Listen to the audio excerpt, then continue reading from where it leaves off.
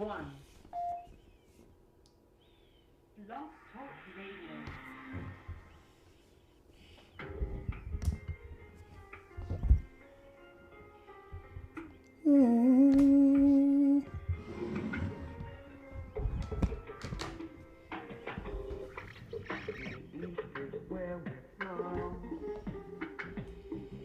12 tribes of Israel.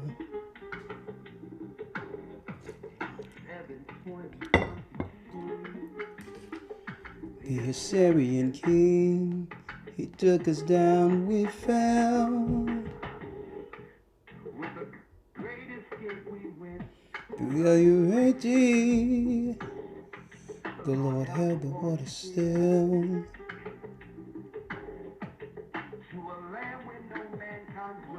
We went, the 12 tribes of Israel. Manasseh, the Cubans, Ephraim from Puerto Rico, Naphtali from the Isles of Hawaii. The Lord is calling back Israel.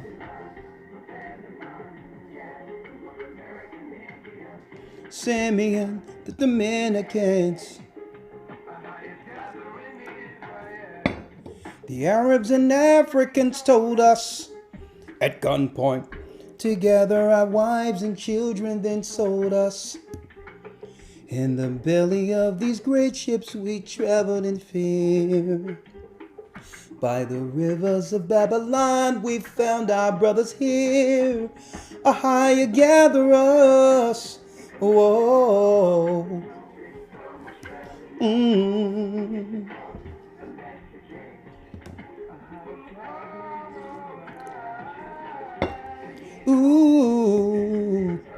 Ooh.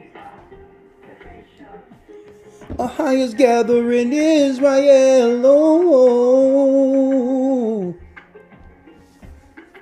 Most High's gathering Israel. How you doing, my brothers and sisters? Come on in. We have a very, very, very important discussion this evening.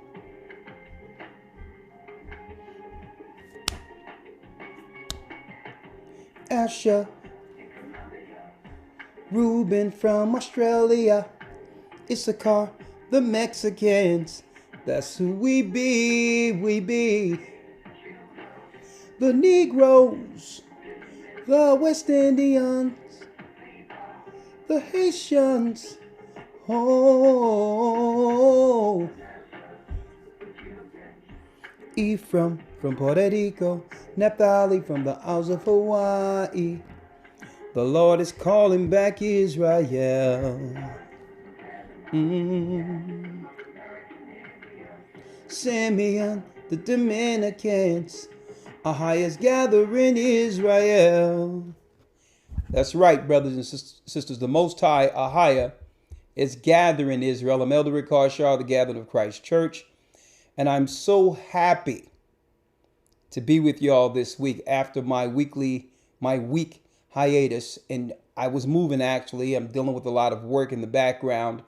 And of course, I'm going to jump right on the music project. I know a lot of you are asking what's going on with that song, Ahia's Gathering Israel. Where can I get it? Well, don't worry about it.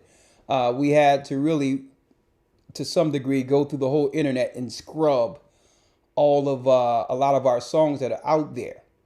You can find very few until we present the whole package. We'll have one package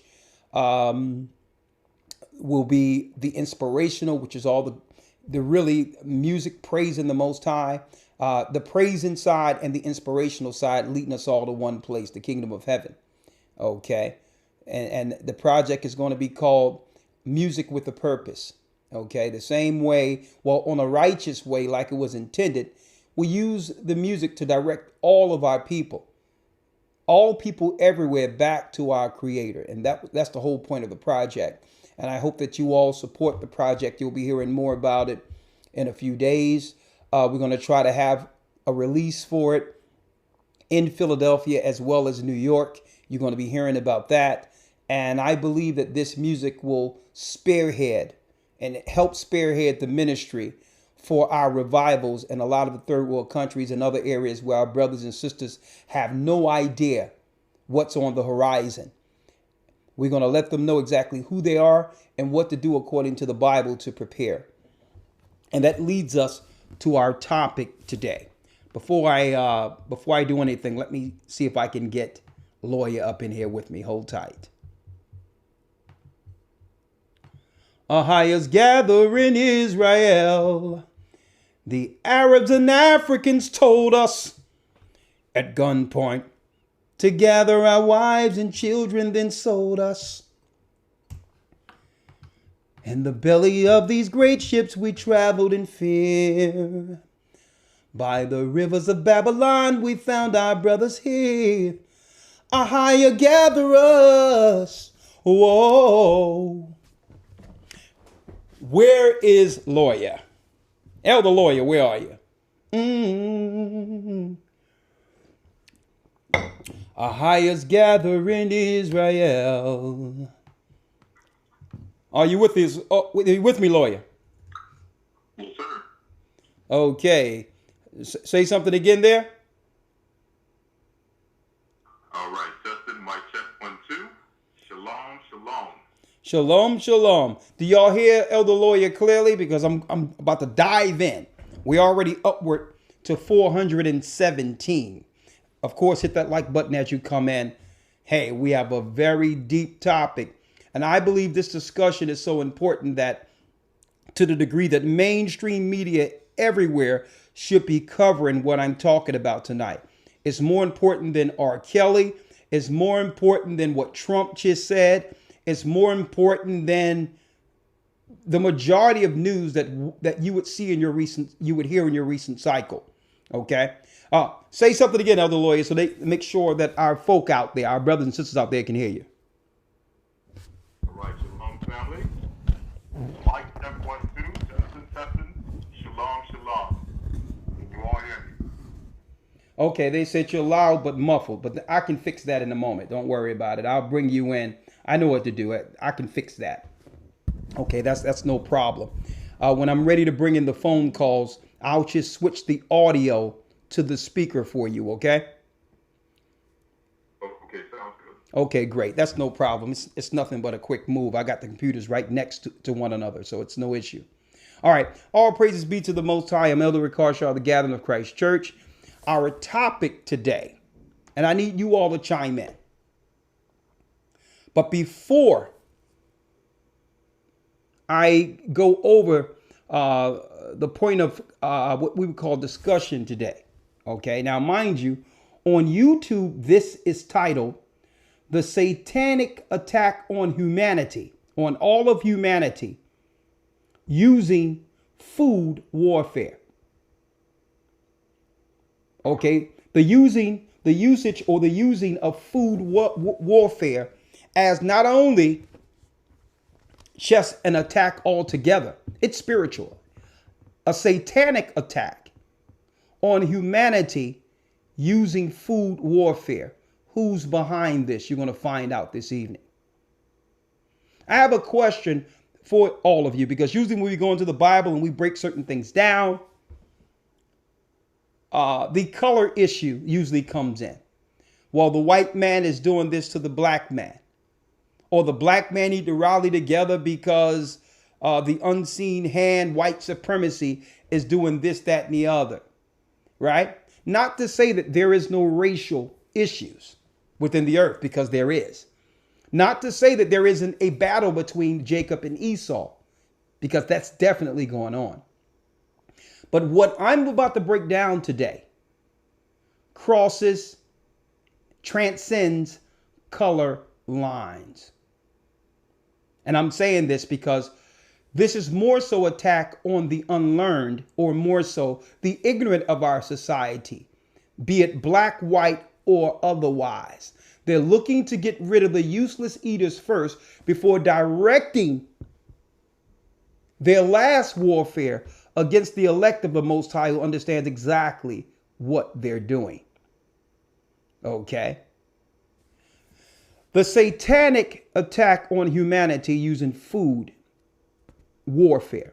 Now, How many of you, I know I I raised my hand first with this, right? How many of you grew up with some type of allergy or childhood sickness and it still is affecting you till this day?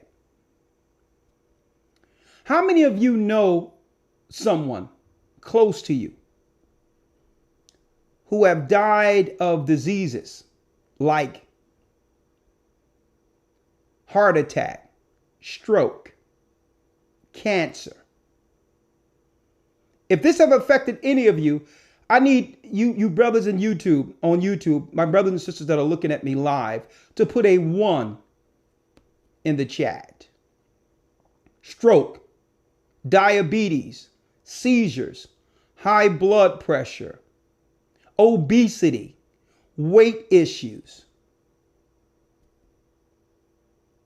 Okay. And as a result, I need do you know someone who have died close to you with one of these so-called diseases? Are one of these diseases I've just mentioned, is it currently affecting you? I see 1 all running up and down, lawyer. 1, 1, 1, 1, 1. On top of that, some of our people are told, people on earth, I say this is an attack against humanity, that to live longer, you would have to take medications the rest of your life, or our loved ones have been told that. Now, by the show of your responses with a number 2, by a number 2 now, how many of you know someone that was close to you on medication but died anyway? By the show of 2. You know someone who was taking medication because the doctor told them that if they take this medication, it would save them, but yet they died anyway.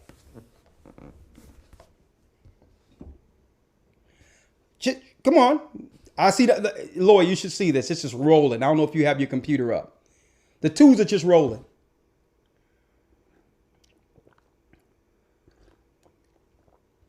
Yep, I'm looking on YouTube, but I'm seeing the results. And yeah, it's staggering.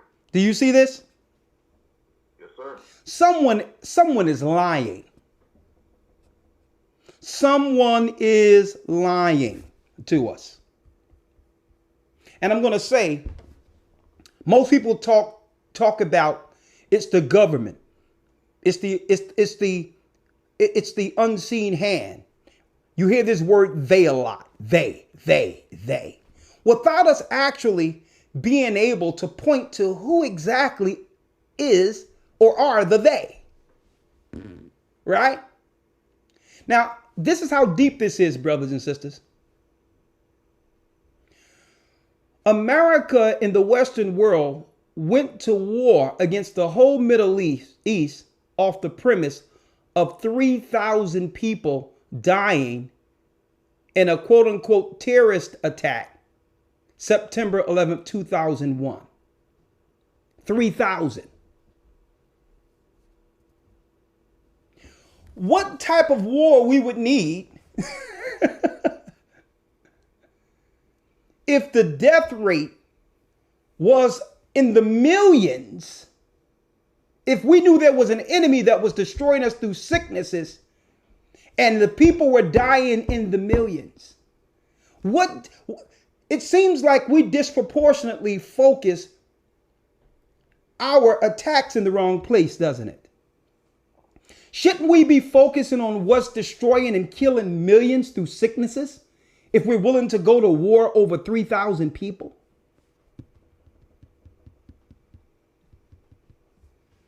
Folks, we're going to have a conversation this evening, because I'm not just going to talk about the irresponsibility or the irresponsible FDA, which we're going to talk about, the pharmaceuticals, which is going to pop up within this conversation. But I also want to talk about the irresponsible leaders in our community, the irresponsible so-called spiritual leaders. because it's upon the spiritual leaders to protect the sheep. Our community, all of us, we're sheep. And the majority of people trust authority. So the death rate we see in sicknesses is a direct result of what?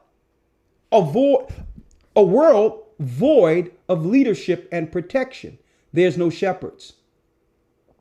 Too many people are benefiting from our death and sicknesses, including our religious leaders. The churches and the pulpits are packed with fat cats, preachers, who are feeding off of a sick congregation, who are going to the church weekly, every Sunday, and ask to pray for me. I'm on high blood pressure medicine. Pray for this stroke. Pray for this and pray for that. And guess what? If your preachers had the answer to heal that sickness for real, preventively, would they? Would they? For years, we've been telling brothers and sisters, and we've been telling pastors, it's their response. You can't look at the death rate in your church and say that you're healing and you're for Christ. It's more than just laying on of hands. We have to find out. We have to let the sheep know exactly what's killing them. That's what Christ did. Folks, we've been telling preachers for years, pastors, trying to push the dietary law to some degree and show, well, at least there's foods that God says stay away from, especially pork. And I hear all these excuses. It's what not goes into a man which defileth a man, but it's what cometh out of a man that defileth a man. All these excuses while they're praying over dead people, sick people, who are coming to the pastor asking them to heal their stroke. Heal their high blood pressure. For years, we were talking about responsible eating, starting with the dietary laws, because at least it gives us some level of control when it comes to our dietary practices. Not to say that they're not messing up the clean foods, because they are. And I'm going to go into that too.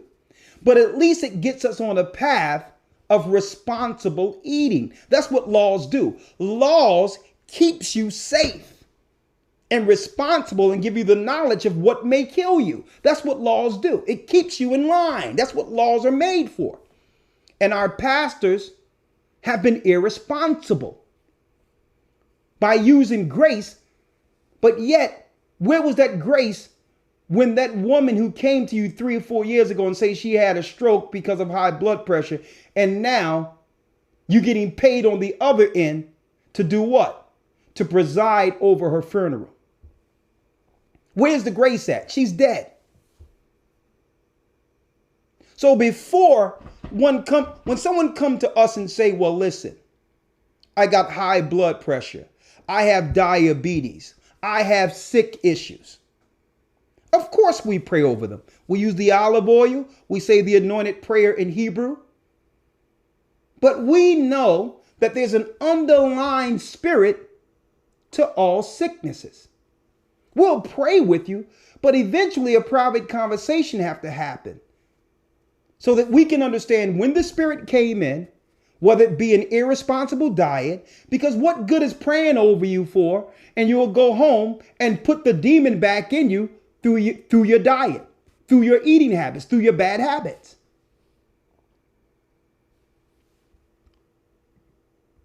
Now, brothers and sisters, this is on so many levels here, right?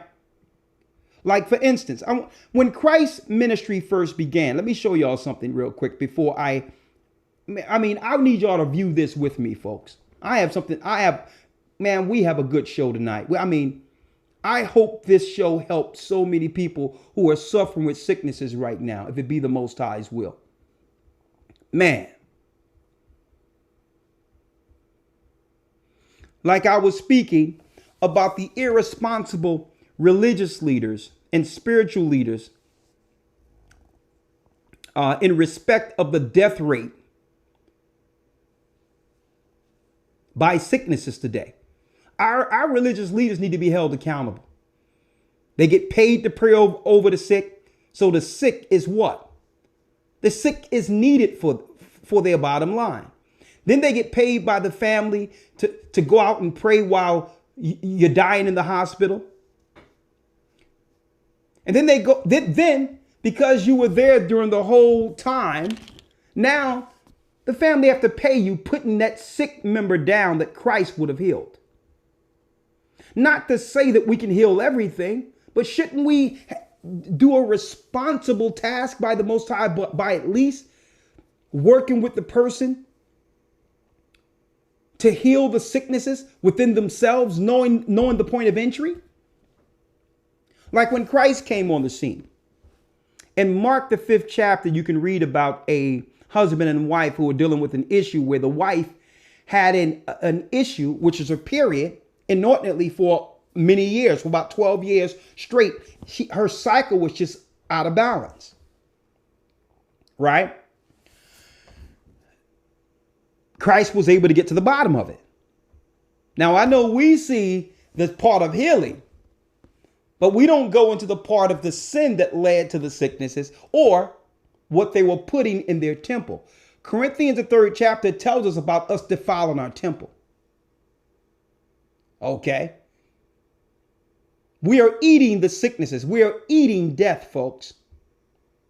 And no one, especially our leaders, are being responsible to get in front of it. 9 times out of 10, your pastor have bad eating habits and don't follow the laws of God written up in the Bible concerning what foods he should eat.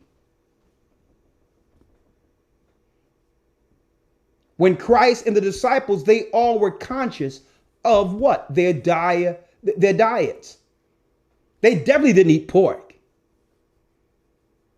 The only time you hear about swine, usually in scriptures, is when you hear about Christ casting out demons into the herd of swine and then running into the waters. Because swines were used by all the farmers, and it was a natural toilet system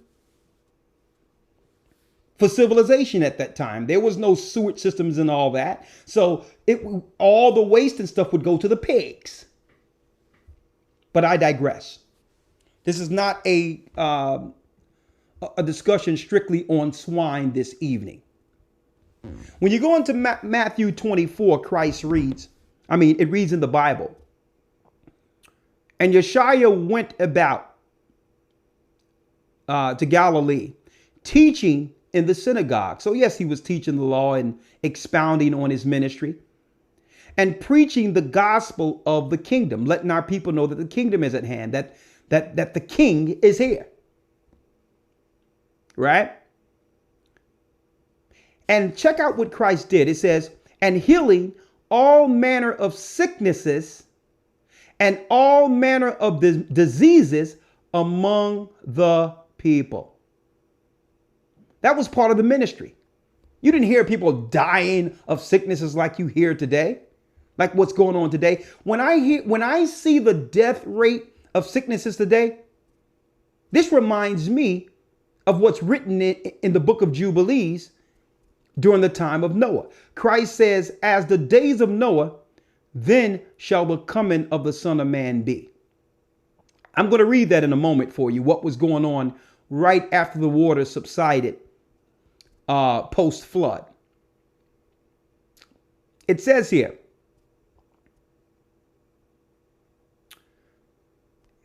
and he healed all manner of sicknesses and all manner of diseases among the people. I'm in Matthew 4, and I'm at Matthew 4 and 24. I'm just going to read this one piece. It's not going to be a full Bible lesson today, but I'm going to use this as a reference point.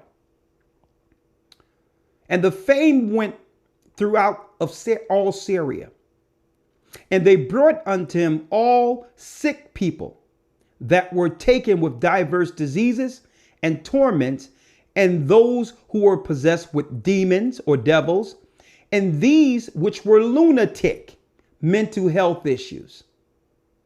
and those that had the palsy, and he healed them. Okay? Sickness wasn't a business for Christ.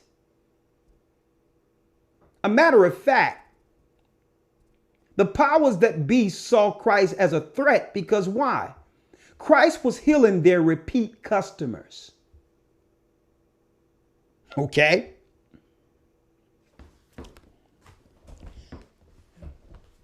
I'm going to share something with you today. It's a documentary that everyone in this earth should see if you've ever had breakfast, lunch, or dinner. Folks, I'm only going to touch a few points in this documentary. I'm going to pause it and I'm going to get your opinion on a lot of these things that are being discussed in clear sight concerning how the industry, the food industry, the Food and Drug Administration, the Cancer Association, who's supposed to be behind cancers, they're all in collusion in killing people by what? Or with what? Poisoned food. It's worse than cigarettes. We're going to talk about that today. But before I go there, let me read this in the book of Jubilees, right? In the book of Jubilees, the 10th chapter, I'm just going to touch on this and then I'm going to share this documentary with you all. And I have my brothers and sisters here on Blog Talk, you there on YouTube. You can always call in 515-605-9327. 515-605-9327 if you want to get in on this conversation, because guess what? What I'm talking about tonight, what we're discussing tonight affects everyone. And guess what? It have changed my life for the better after seeing this. Because why? I know what the Most High say, but I didn't understand how deep the rabbit hole goes. Even when it comes to food that I thought was clean, that are clean, they're contaminating it. So it's time, folks, because why? No body, no life. We only get one of these, folks. I don't care what the so-called Eastern sages over there in Babylon are telling people with their reincarnation false doctrine that come from ancient Babylon. This body we have, brothers and sisters, is the only one for this side. This is it. And what your pharmaceuticals, what your doctors don't want to tell you, and what a lot of your pastors don't want to tell you, that a lot of the sicknesses, the majority of them, are reversible if we're willing to get in front of it and care for our bodies like the Most High does, like God intended. They're reversible. Let me read this real quick. 515-605-9327. Let me read this real quick. It reads, and I'm in the book of Jubilees, the 10th chapter, which is a book of Moses that the Most High told Moses to put away for the elders to read, almost exclusively.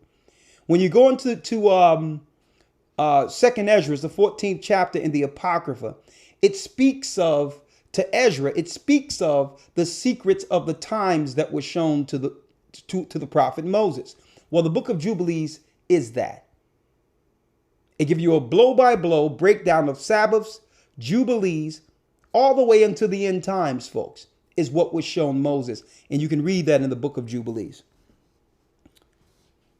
Look at what happened to Ham, Shem, and Japheth and Noah's family right after the flood. It reads, And in the third week of the Jubilee, the unclean demons began to lead astray the children of the sons of Noah, and to make to error and destroy them. So it was a demonic attack, a satanic attack.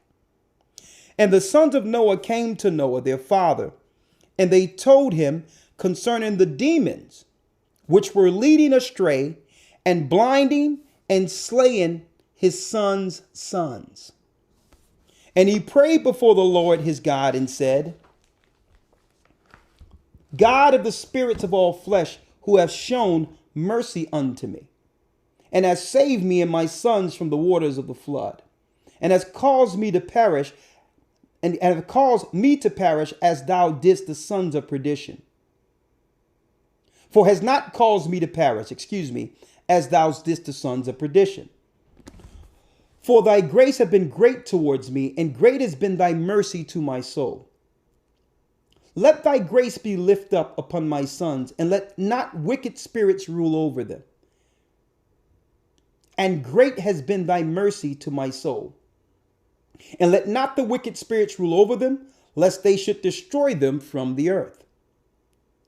But do thou bless me and thy sons, that they may increase and multiply and replenish the earth. And thou knowest how thy watchers, the fathers of these spirits, acted in my day. As for these spirits which are living, imprison them and hold them fast in the place of condemnation, and let them not bring destruction on the sons of thy servant, my God. For these are malignant and created in order to destroy. And let them not rule over the spirits of the living, for thou alone created in order to destroy. And let them not rule over the spirits of the living, for thou alone canst exercise dominion over them. And let them, and it says here, and the Lord God bade us to bind all. And the chief of the spirits, Mastema, which is Satan, came and said, Lord Creator, let some of them remain before me, and let them hearken to my voice, and do all that I shall say unto them. For if some of them are not left to me, I shall not be able to execute the power of my will on the sons of men. Listen to this clearly, folks. For these are for corruption and leading astray before my judgment. For greatness is the wickedness of the sons of men. So a lot of these sicknesses we're seeing in our communities and abroad is a direct result of the sin we've been actually doing and perpetrating on earth in the presence of God. And through that, we picked up bad habits, which leads to what? A quicker death. I'm going to show you this. Listen to this. It says here.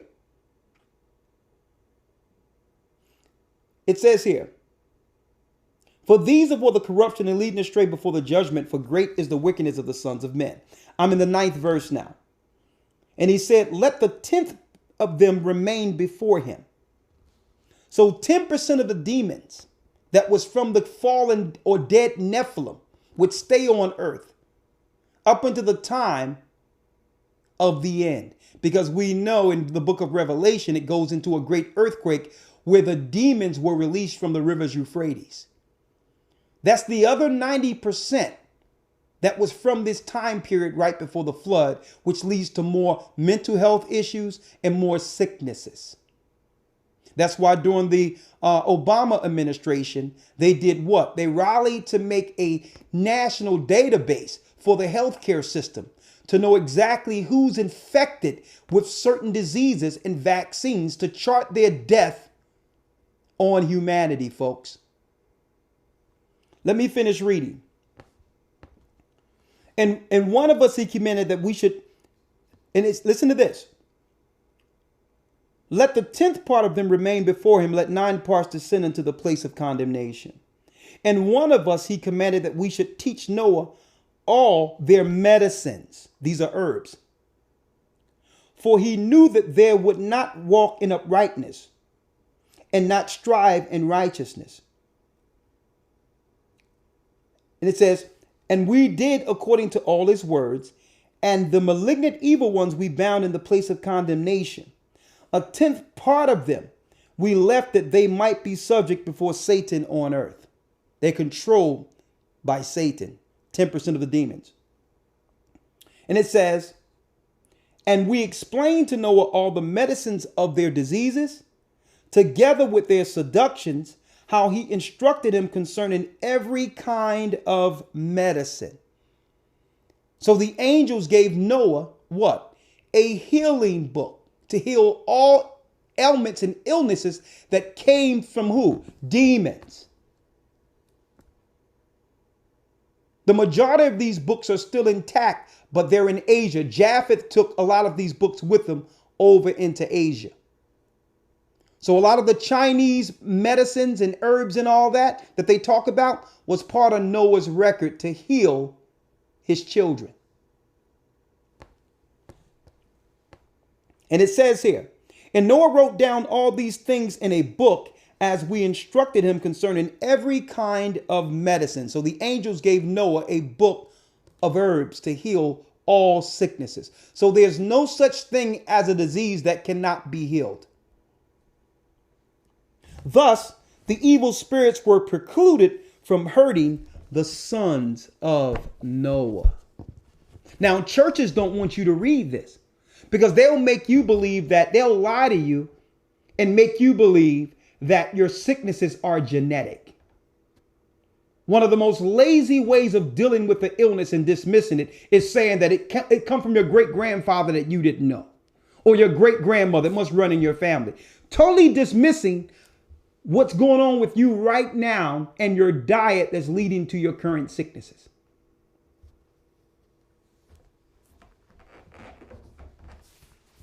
I'm going to tell you that right now, folks.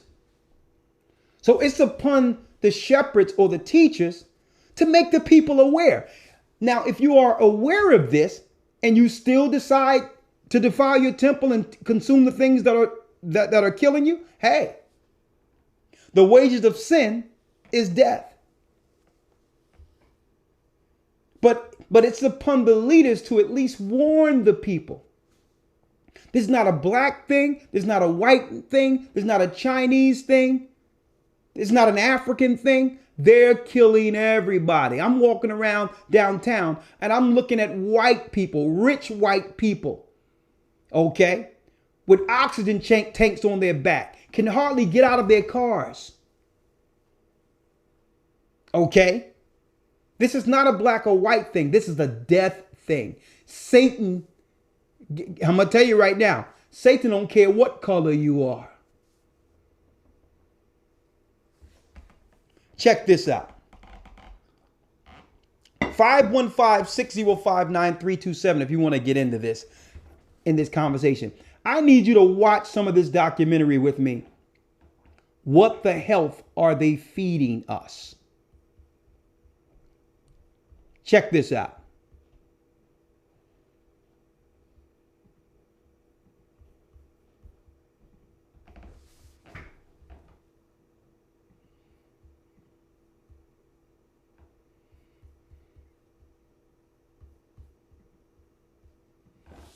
Oh, y'all need some volume.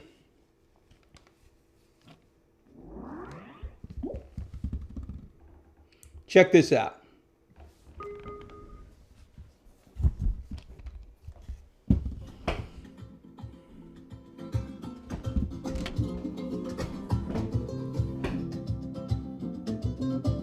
My name's Kim. Let's start from the beginning.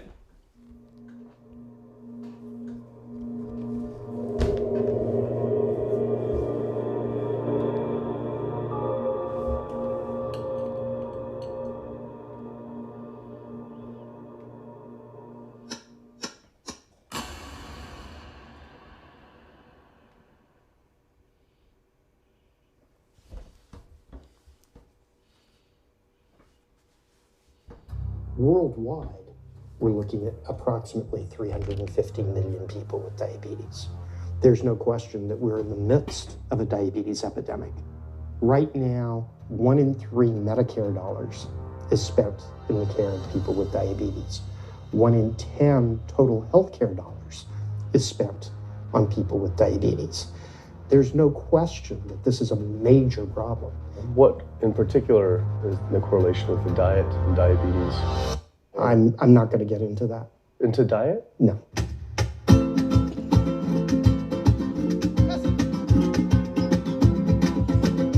Now you notice he was stressing the gravity of what diabetes is doing and how it's an uptick within our society, but wouldn't answer to what exactly is causing the sicknesses, diabetes.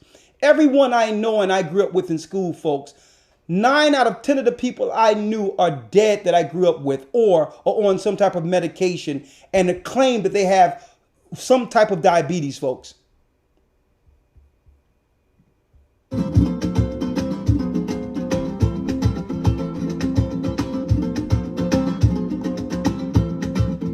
Check this out. Hit the like button as you come in. It's going to blow y'all away, folks. My name's Kip. I'm a filmmaker from San Francisco and I have a confession to make. I'm a recovering hypochondriac. Like so many of us, I have a family history of diabetes, heart disease, and cancer. My dad had his first heart bypass at 49, his second at age 50. My grandpa died young from diabetes complications, and both my other grandpa and grandma died of cancer.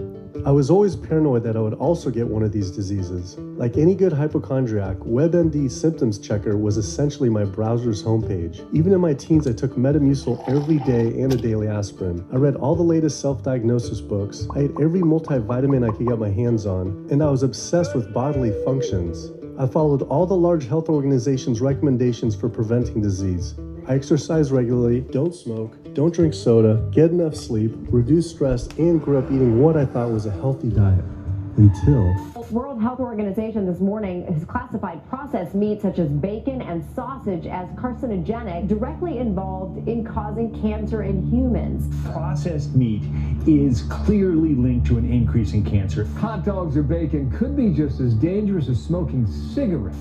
The World Health Organization had looked at over 800 studies from 10 different countries, finding a direct link to consuming processed meat and cancer. Just one serving of deli meats daily increases your risks of colorectal cancer by 18%. I had no idea that what we ate affected cancer rates, but I never felt like I had eaten a lot of processed meats until I realized that processed meat includes hot dogs, bacon, sausage, salami, ham, pepperoni, cold cuts, and deli slices. Basically everything I grew up eating. The World Health Organization classifies processed meat as a Group 1 carcinogen, the same group as cigarettes, asbestos, and plutonium. For those, I know you all know what a carcinogen is, but for those who don't know, carcinogen means an agent or an ingredient that can cause cancers.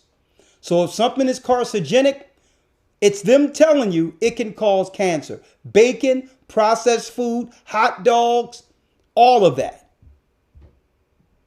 It classifies red meat as a Group 2 carcinogen. Was this like I had essentially been smoking my entire childhood? If processed meats are labeled the same as cigarettes, how is it even legal for kids to be eating this way? I thought this was new information, but many of these studies have been around for 50 years.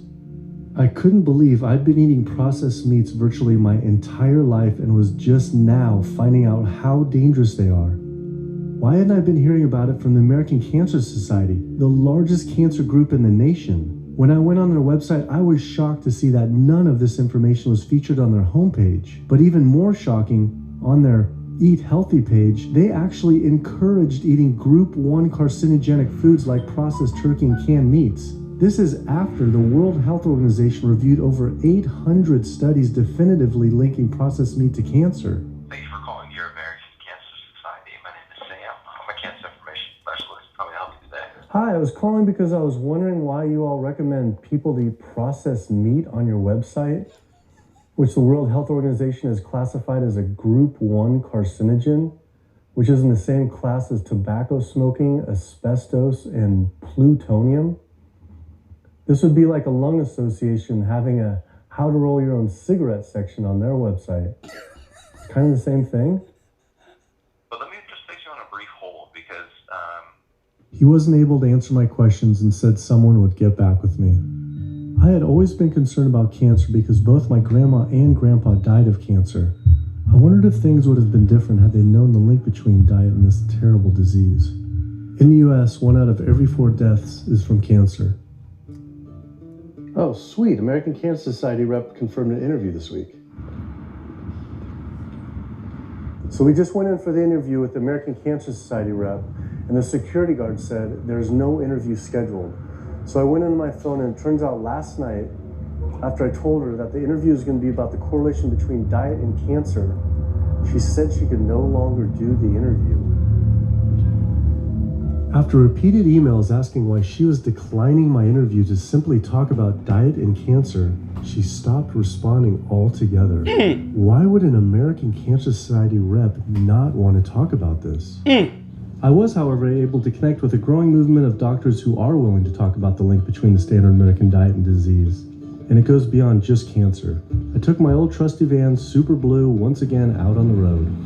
2/3 of adults are now overweight or obese, and we have an epidemic cascade of debilitating disease that's overcoming the country. There's no way we can sustain the current style of care with the epidemic that we're creating with our diet and lifestyle choices. The diabetes, the arthritis, the heart disease, the dementia, the obesity, the cancers are affecting about 70% of deaths. All the data is that those 70% of deaths and morbidity are largely lifestyle related and preventable. Most kids by age 10 in the US already have fatty streaks in their arteries, the first stage of atherosclerosis leading to heart attacks, strokes. Here in American medicine, we operate from the disease model.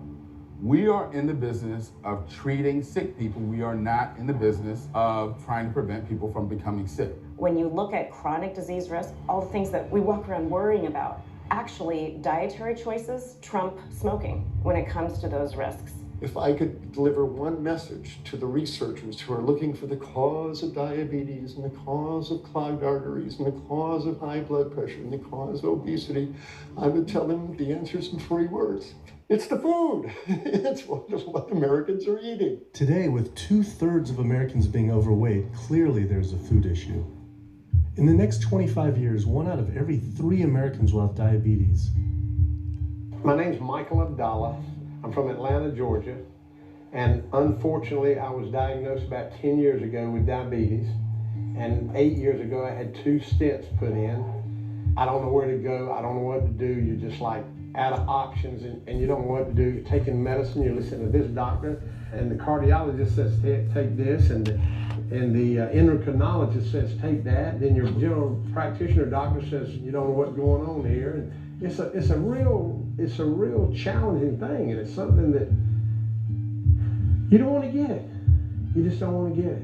Government and media almost exclusively blame lack of exercise and sugary foods as a cause of diabetes. But I wanted to talk with an actual expert on the role of diet and diabetes. I went to speak with premier physician, diabetes expert, and researcher, Dr. Neil Barnard.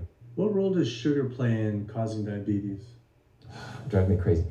Diabetes is not and never was caused by eating a high carbohydrate diet, and it's not caused by eating sugar. The cause of diabetes is a diet that... Now, did we know that, folks? I grew up in North Philadelphia, and they always equated too much sugar with diabetes. They're lying, folks. They're lying. They're trying to get us on the sweeteners, which was rat poison, which were labeled rat poisoners in the 70s. That's rat poison, aspartame. They just call it different names now. Go on. So what's causing diabetes? Let's see. Builds up the amount of fat into the blood. I'm talking about a typical meat-based, animal-based diet. You can look into the muscle cells of the human body and you find that they're building up tiny particles of fat that's causing insulin resistance. What that means is the sugar that is naturally from the foods that you're eating can't get into the cells where it belongs. It builds up in the blood, and that's diabetes. I had never heard that meat was associated with causing diabetes. We had always been told that sugar or obesity caused it. Renowned weight loss bariatric surgeon Dr. Garth David. Folks, it's the meat causing the diabetes. Keep in mind, I can't show you all of this in its entirety. What the health are they feeding us, or whatever the name of this documentary is. It's called What the Health Documentary. But folks, it's the meat. All of the drugs they could not give us directly because it wouldn't be regulated. They began to pump in the animals and feed it through us, like using the animals, our food, as a Trojan horse to kill us. Listen to this. Agreed. Everyone thinks that you get diabetic because of carbs. They did a huge study in that EPIC study, 500,000 people. Carbs consumption was inversely related with diabetes. In other words, the more carbs someone ate, the less diabetes they had. But meat was strongly correlated. Get that aha moment. The starches, the carbs are good for you. They're not bad for you. This idea that carbs make you fat is utterly ridiculous. Carbs cannot make you fat in and of themselves. We have storage in our muscles and in our liver for carbs called glycogen. So when we eat carbs, we either store it or we burn it. Now, eat fat, that goes straight to your fat. Your body can't turn those carbs into fat unless you're really overdoing the calories. Obesity, it's a death sentence. You're at much higher risk of getting cancer. You're almost certainly going to get diabetes. I mean, no one wants to fat shame, and we all want everybody to be comfortable with our bodies, but this movement to be comfortable with our bodies has made us comfortable with being sick. And that's a huge problem. I go into the hospital and I look around me, people on dialysis, all these sick people, and just about every disease in there is because of what people are eating. Here's the thing. If I eat a sugary cookie, the sugar lures you in like the Trojan horse, but waiting inside that cookie is a huge load of butter or shortening, and that's what fattens you up. And that's the part that leads to the diabetes. It's the fatty foods, not really so much the sugar. It's not that sugar is good for you. There's no nutrients in it. It's excess calories. But when you eat sugar, you don't get inflammation right away. When you eat sugar, you're not getting plaques forming in your vessels. When you're eating sugar, your body's going to store most of it as glycogen or burn it as calories. And so this focus on sugar has taken all the focus off meat, dairy, eggs, pork, turkey, chicken. People need to understand, you know, if their child gets diabetes, you've just taken 19 years off their lifespan. We're talking life and death. I realized there was so much more about diet and disease that I hadn't ever learned. It felt as if this information had been practically withheld. Processed meat causes cancer. Sugar doesn't cause diabetes. I had doubt about the claims these doctors were making, so I did some searching on my own. Harvard researchers looked... My question, folks, and I got a lot more to show here, right? We're going to hit the points.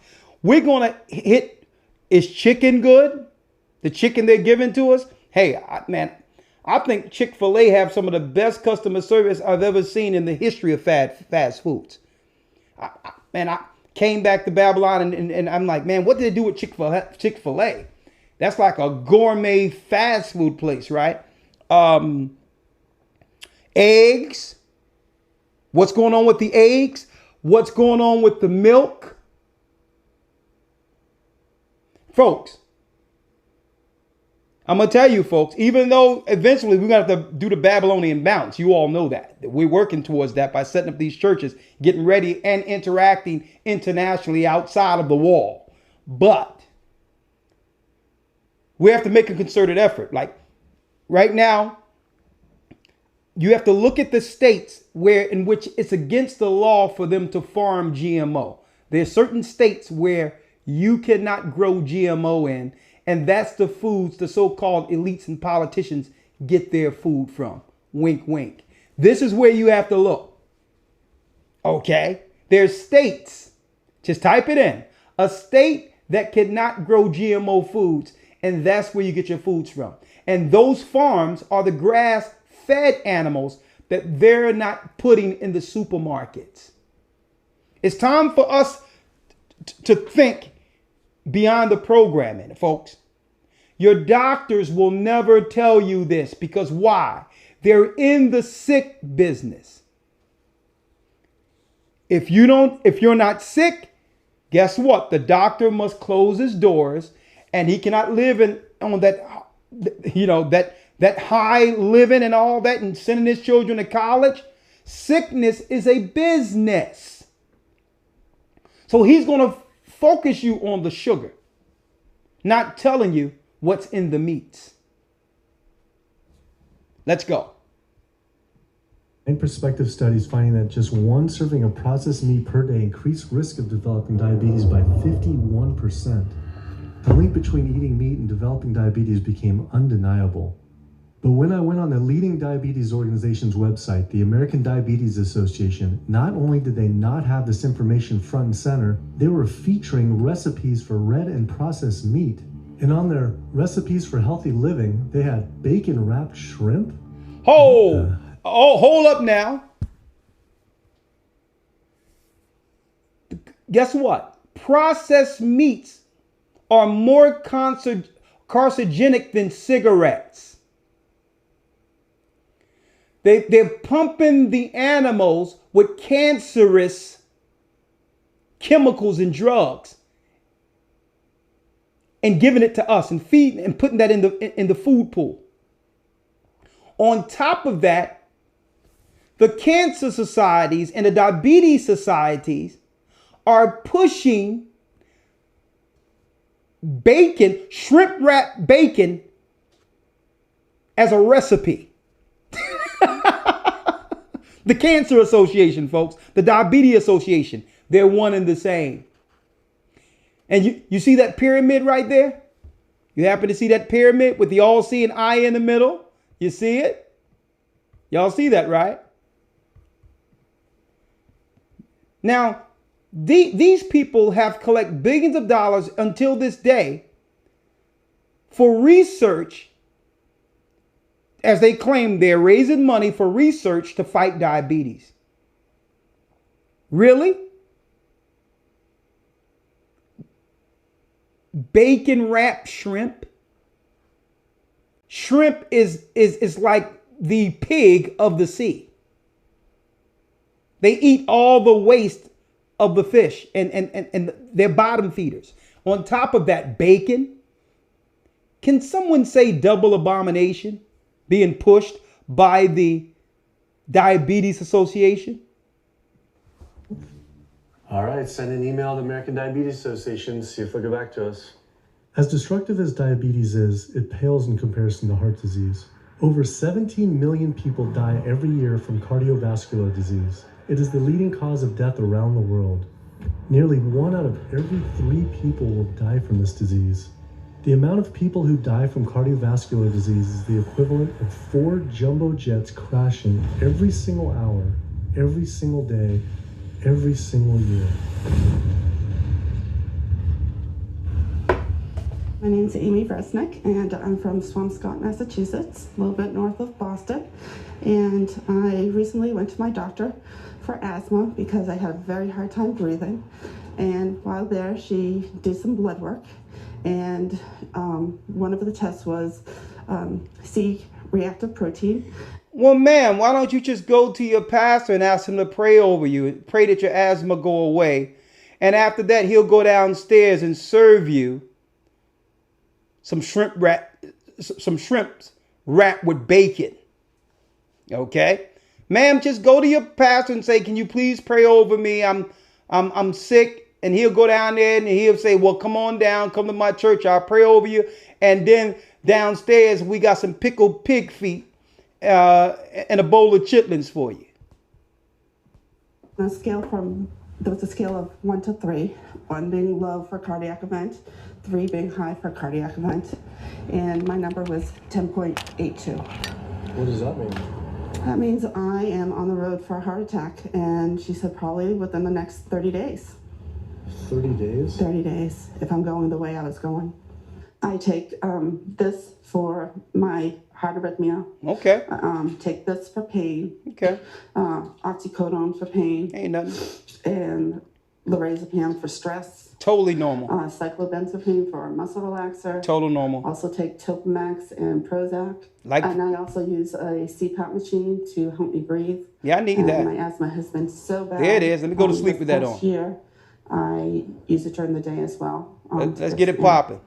I am tired when I wake up. I'm tired during the day. I take a nap. I'm still tired. I can't breathe. And I know I need to make a change for my health, or else I'm not going to be here for my family. When we speak of heart disease, I would say the role of alcohol is pretty small. The role of sugar is very small too. Smoking is big, but the good news is that most people have quit or never did smoke. The problem with animal-based diet, its contribution to heart disease is huge and it is pervasive. All this expensive imaging, procedures, bypasses, medication, none of which has one solitary single thing to do with the causation of the illness. So you die of a completely benign, foodborne illness that never had its causation treated. When we eat these kind of dead meat bacteria toxins, within minutes, you get this burst of inflammation within your system such that you basically paralyze your arteries. You get this stiffening of the arteries, their inability to relax normally in half. So it's not like decades down the road eating unhealthy, there'll be some damage. No, we're talking damage right then and there within minutes of it going into our mouth. Many people are... Hey folks, I know this to be true. And I'm going to tell you right now, I know this to be true, by my personal scenarios as an example. I didn't understand how one day you look and your stomach looks normal. And then you eat certain foods. A day later, you're bloated out here. I'm like, hold up, how did I gain all that weight? You didn't gain weight. Your body is inflaming on the inside. You just don't know it. Your stomach be hard and all that. And then a few days later, you seem normal again. I'm gonna tell you, folks, since this was introduced to me, folks, I haven't eaten any meat. Feel totally different. Things are a lot different now. My mind is clear, and I'm making sure that I'm not eating any GMO. Not to say that I won't eat meat, because there's clean meat, but I'll make sure it's grass-fed and it comes from a state or comes from a place that I can get it from, that I know the farmer and all that. Everyone will have that luxury, but sometimes we have to do that if we want the luxury of eating certain foods. And that's if I ever eat meat again, folks. Of course, for the Passover, but you know what? We're going to get our own lambs from the farm. Okay? It's time, folks, because it's an onslaught, folks. Look how many of our family we have put down already, listening to these people. Look at a lot of us are dealing with sicknesses every day and don't realize we're fighting sicknesses by going to get a quick burger or to get something real quick from the store. And then you're not feeling this. We get sick every day eating food, folks. We get food poison every day without knowing it. The diagnosis of Alzheimer's disease, when it's not true Alzheimer's at all. The vast majority of people suffer dementia due to their tiny blood vessels in their brain clogging up and their nerve cells being shortchanged of oxygenated blood. And guess where that blood vessel dementia comes from? Those little tiny arteries are clogging up from that steady stream of fat, cholesterol, etc. It's really quite clear from the standpoint of cancer and the standpoint of cardiovascular disease that animal protein plays an enormous role. Is chicken better? Hey, the question of whether you want to be shot or hung.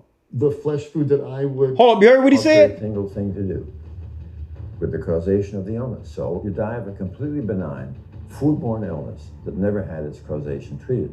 When we eat these kind of dead meat bacteria toxins, within minutes, you get this burst of inflammation within your system such that you basically paralyze your arteries. You get this stiffening of the arteries, their inability to relax normally in half. So it's not like decades down the road eating unhealthy, there'll be some damage. No, we're talking damage right then and there within minutes of it going into our mouth. Many people are given the diagnosis of Alzheimer's disease when it's not true Alzheimer's at all. The vast majority of people suffer dementia due to their tiny blood vessels in their brain clogging up and their nerve cells being shortchanged of oxygenated blood. And guess where that blood vessel dementia comes from? Those little tiny arteries are clogging up from that steady stream of fat, cholesterol, etc. It's really quite clear from the standpoint of cancer and the standpoint of cardiovascular disease that animal protein plays an enormous role. Is chicken better? It's a question of whether you want to be shot or hung. The flesh food that You heard that? It's a question on whether or not you would like to be shot or hung when he asks about chicken. Folks, some of you might be asking me, right? We are a church, right? We're teaching the gospel. I'm an Israelite. I know that our people are Israel and that they're aiming death. They're aiming death against our people all over the earth. But here's the issue. This is why they're looking to kill everyone else. The Most High scattered us everywhere through the four corners. So in order for them to kill us off, they've already calculated the collateral damage. They're going to have to kill off a lot of people to get to us. So, folks, this is what's going on.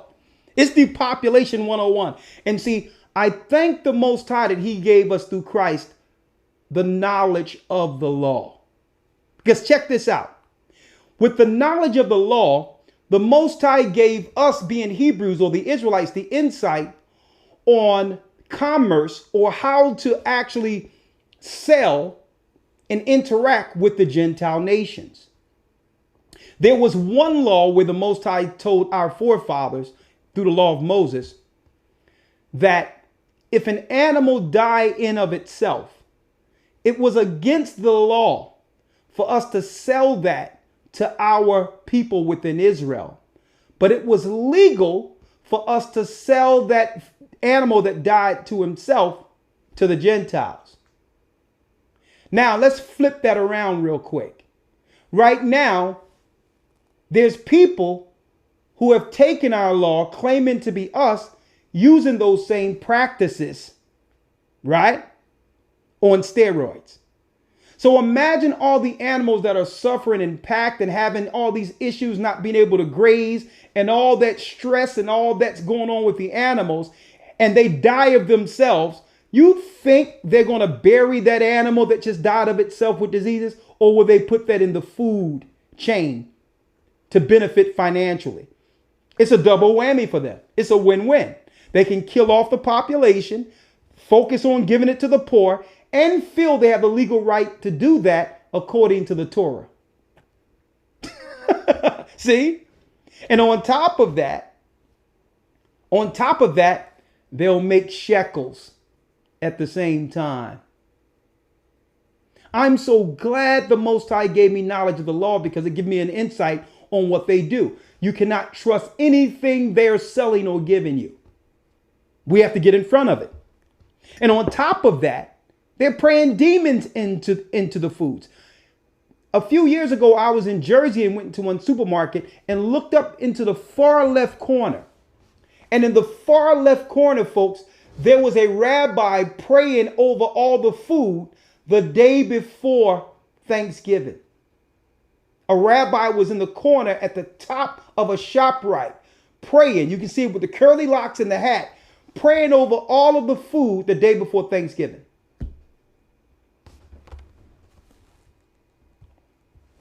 Now, I can't give y'all the whole thing because it's a complete thing, but I'm gonna jump and pull out some specific points that we all need to hear. All right. I already went. Let's see where I am now. I'm at about 19. Let's go to the 21-minute mark. I'm almost there. Let's just let it flow for a little bit. Is chicken better? It's a question of whether you want to be shot or hung.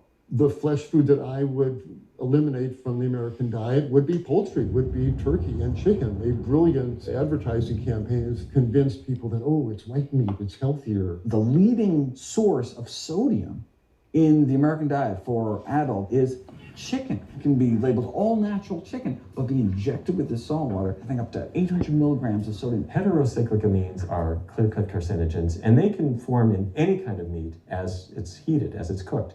But by far the biggest source is chicken. We sent researchers into fast food and family restaurants. Not only were there carcinogens in every single restaurant, but we found them in every single chicken sample that we took. If somebody brings their family in and they're buying a bucket of chicken, nobody tells them.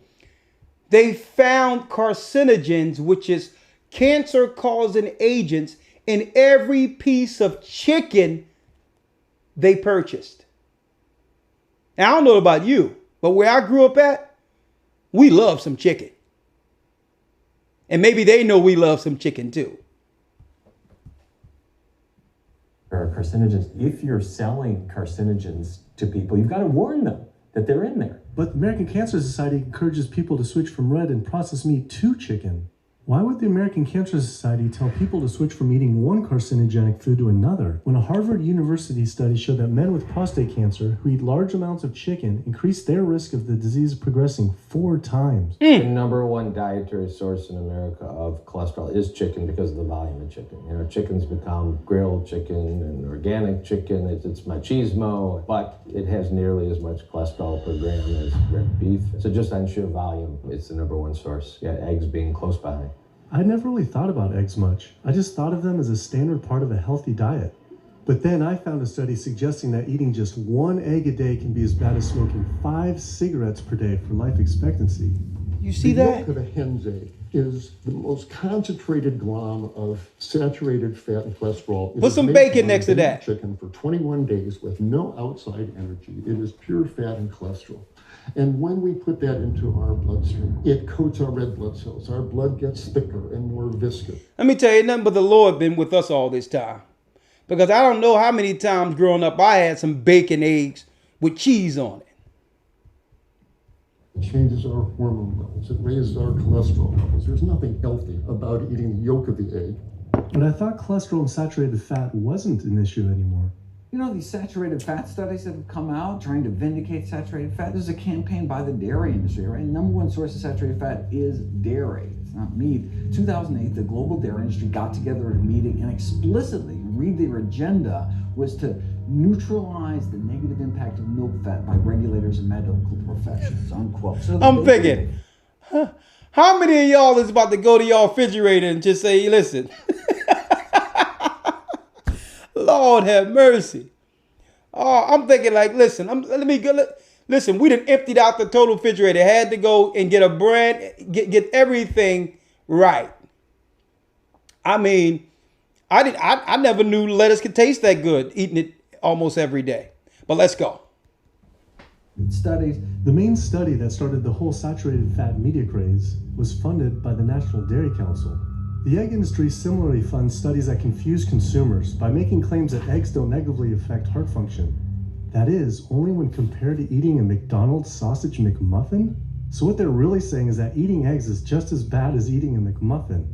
When you eat foods like beef or steak or a processed meat, a hot dog, you're not just getting saturated fat. You're also getting other additional toxins that are in that food. There's heme iron, carcinogens, processing chemicals. This is all a lot more complicated than just looking at saturated fat. You know, the strategy is not on making their products any safer. The strategy is to just try to confuse the public, to introduce doubt. You know, there's a famous tobacco industry memo. It's called Doubt is Our Product. That's all they had to do. They didn't have to convince Americans that smoking was healthy, right?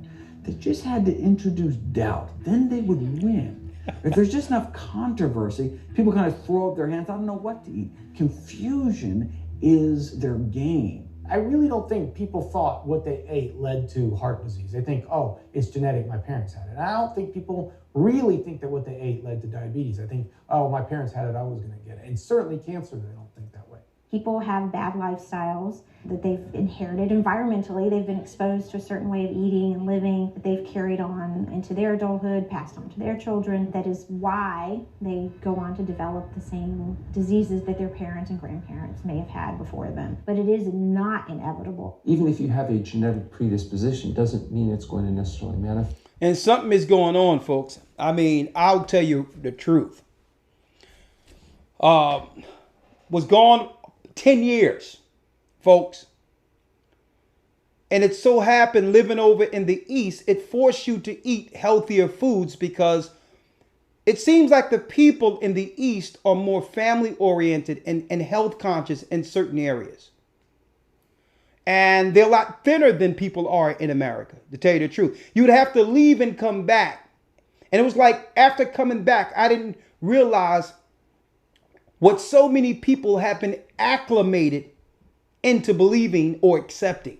You have to leave for a long time to come back to understand, to see how deep this all is, folks.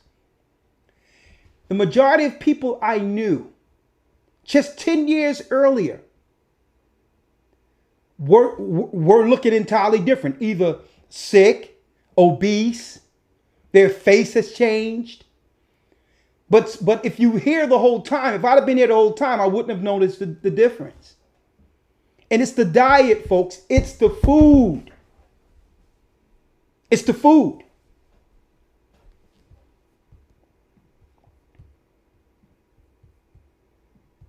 And what determines whether it manifests or not, maybe those epigenetic variables, the things that you can control, the environmental factors, the dietary factors, the lifestyle factors. Now, don't forget, I read earlier, for those who just came in late, I read earlier, folks, I read earlier in the book of Jubilees where Noah asked the Most High to protect his sons from the demons who were making all of the children of Noah sick. So there's demons over these corporations, folks, doing the same thing as the days of Noah. And as a result, the Most High had the angels give Noah intel or understanding on how to use the herbs to heal the body from the sicknesses. Mucus is a demon. That's why they try to give you certain things growing up, vaccinations and all that, that would cause mucus. Mucus is a demon. And if they can get mucus in your body, guess what? It's a perpetual sickness that happens throughout all of your life. You have to rid your body of mucus. Well, suppose they're selling you the mucus by selling you pus, yes, from the animals and putting it in the cheese. Pus and mucus and all that. There's a legal amount of that they can put in all milk and all of your cheeses that can give you mucus as a sickness that will feed your death vaccinations and cause, that's right, more sicknesses. Make it where your body cannot fight off the carcinogens anymore. Where your body can only fight but so long before giving up. Folks, it can only fight but so much. So if the body's fighting and you keep on inundating it with death, eventually the body's going to say, oh, you got me. 10 count, out for the count. I'll see you on the other side. When the dead in Christ shall rise first. We can actually change the expression of genes, tumor suppressing genes, tumor activating genes, by what we eat, what we put into our body. So, even if you've been dealt a bad genetic deck, you can still reshuffle it with diet. I had always thought that I would develop heart disease at a young age because both my dad and grandpa had heart attacks. I was taught that they were genetic, but their heart attacks probably had less to do with genes and more to do with their diets high in meat.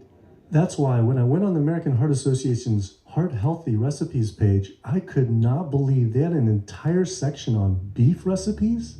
This was just like the American Cancer Society encouraging eating group 1 carcinogens on their site. Meatloaf, pork loin, steak on your recipe list? Are you kidding me? It's like this menu is trying to give people heart attacks. At your website, we noticed Heart Healthy Recipes, and we were kind of bewildered by why there's a bunch of recipes on a whole section on beef recipes, and there's also a section on egg recipes when there's such a strong link between beef, red meat, and heart disease. I honestly don't know because I don't do that, I guess. That's not what I do. Another organization rep that wasn't able to answer my questions, but he said that he'd have someone get in touch shortly. I was, however, able to talk to the president of the American College of Cardiology, Dr. Kim Williams. So the American College of Cardiology is a 47,000 member and growing organization with a dedicated mission to reduce heart disease and to improve patients' lives. And if you look at the incidence of hypertension and diabetes and mortality in men, they actually get reduced as you go higher and higher in terms of how much you restrict animal products. What about fish? So fish is a little different. You've got the 4 worries, which is PCBs, mercury, saturated fat, and cholesterol. And the cholesterol is all over the place. You can hit tuna and water, that'll be almost less than a glass of milk, to salmon or tilapia, which is higher than a pork chop. If you look objectively at fish, what you find is they've become essentially mercury sponges. And that's why in many parts of the country, they warn you, don't have more than so many of these fish a week because it's getting too much mercury can kill you. Fish are eaten by bigger fish who are eaten by bigger fish, and these pesticides and herbicides bioaccumulate in the fish flesh. And these big fish, including the salmon, which people think is the healthiest fish, truth is the amount of pesticides and herbicides in the flesh of these fish are shocking, and they have estrogenic and cancer-promoting properties in them. They'll say, well, but don't sardines have less concentration of toxic waste product than other ones? Something being less toxic doesn't make it healthy. It just makes it less toxic. Farmed fish is by no means healthier. All the antibiotics that these animals have to be fed, similar to chickens and turkeys kept in confinement. These fish get infections. They get fungal infections. They get bacterial infections. You've got to feed them antifungals, antibiotics, and these substances accumulate in the fish flesh as well. I always knew that pollution was bad for our health, but I had never thought about the environmental pollutants affecting food. Dioxins, being the most toxic man-made chemicals known to science, cause all sorts of things. They cause endometriosis, they cause cancers, they cause endocrine disruption problems. Most of your exposure, 93% of it, comes from eating meat and dairy products because it climbs up in the food chain so effectively. So you can get exposed to living near these incinerators and breathing it, but it'll take you 14 years to breathe in as much dioxin as a cow will ingest by eating the grass in one day. And that dioxin will accumulate in its fat, which includes the milk and the meat, and anyone eating meat or dairy products is going to get that dose of dioxin, so it climbs up the food chain every step. Men have no way in their bodies to get rid of dioxins, but women have two ways. They're both involving having a baby. One is that dioxin crosses the placenta into the growing infant, and the other is that it comes out from the breast milk. So if you have a meat and dairy consuming mother breastfeeding that infant, then the highest impacts of toxic exposure like mercury and dioxins will go to that infant. Pregnant women are told, oh, certain types of fish should be avoided. But what about all these other animal products which are introducing, imagine as the fetus is developing, introducing these very harmful toxins which create reproductive abnormalities, developmental problems, and hormonal issues right as the child is developing, the most critical stage of development. It does make you worry when people say, don't you want to have a little bit of milk because you're pregnant? Don't you want to have some fish because you're pregnant? Who do you think is going to get the chemicals that are in that? All these environmental toxins and toxins from the feed that they're being fed accumulate in their tissues and are released into the mother and unfortunately to the child when you eat these products when you're pregnant. So this includes antibiotics, hormones, steroids in animal feed. Commercial animals are largely fed GMO corn and soy, which are very... And if that ain't enough, growing up, you know what we did in North Philly? Pregnant woman, automatically you go down and you get WIC, okay? And you know with WIC, you get cheese, milk, Similac for your child. And wonder why our children grow up all messed up. Automatically you get WIC. Oh yeah, you can get all that stuff for free, child. That what the women say all in the neighborhoods. Yeah, child, go get it for free. WIC. They give you cheese, government cheese, milk, which pus and all that stuff in it. And then they give you Similac when the mother's milk is the best milk. And then what you're eating could be toxic, go directly to the baby. Man. Laden in pesticides. PCBs have been banned since the 70s, but they persist in the environment. Dioxins, all of these compounds can create hormonal, reproductive, developmental damage as well. Eating organic beef, poultry, pork, or fish will not help you avoid contaminants like mercury, like dioxins, like strontium-90, because they fall out over all sorts of farm fields and water bodies, and they don't skip over the organic fields. And so really the contaminants are coming in regardless of how these animals are raised. I had always been concerned about the possible health impacts of GMOs, but then found out that most of the world's GMO crops are actually consumed by livestock, with dairy cows consuming the most per animal. This fact, with everything I learned about bioaccumulation, made dairy terrifying. Okay, so you don't want to eat the GMOs? We'll feed them to the animals, and we'll still give you the GMOs. Especially considering only the devil could have come up with this. Cheese is an amazing product when you think about it. It's probably one of the single best foods at compromising health. And I love cheese. Actually feed to people. Think about it. You've got an animal product. So you've got all the issues of biological concentration. You have a highly processed food product. And not only does it have naturally a lot of saturated fat, but you put a lot of salt into it. There's a strong link between dairy foods and autoimmune diseases. And so that can show itself up as excessive production of mucus and exacerbation of asthma in kids who are prone to that, and even adults. And also there's an association between dairy foods and multiple sclerosis and type 1 diabetes, which is an autoimmune disease, and other rheumatologic problems. Cow's milk is baby calf growth food. That's what this stuff is. There's absolutely no child or human on earth who actually needs the milk of a cow any more than they need the milk of a giraffe or a mouse. Most people in the world are lactose intolerant. I mean, that's the normal state of affairs. Why would your body create this enzyme to digest lactose after weaning, after infancy? It doesn't make any sense. 73% of African Americans are lactose intolerant, 95% of Asians, roughly 70% of Native Americans, and about 53% of Hispanic Americans are lactose intolerant. Our government is encouraging Americans of color to eat foods that it knows is going to make them ill. Ultimately, what that boils down to is the government is telling me as an African American to eat food that's going to make me ill for no health benefit so that it will benefit dairy farmers.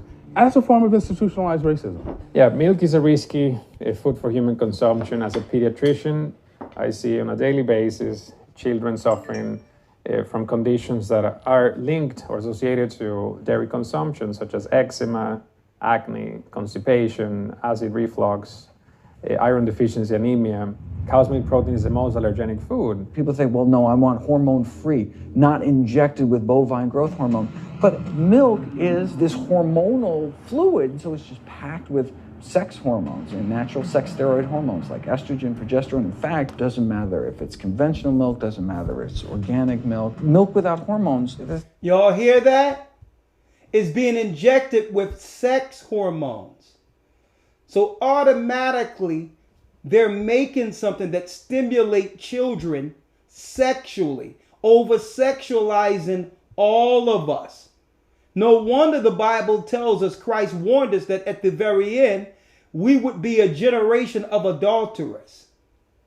We're being chemically induced also to sin.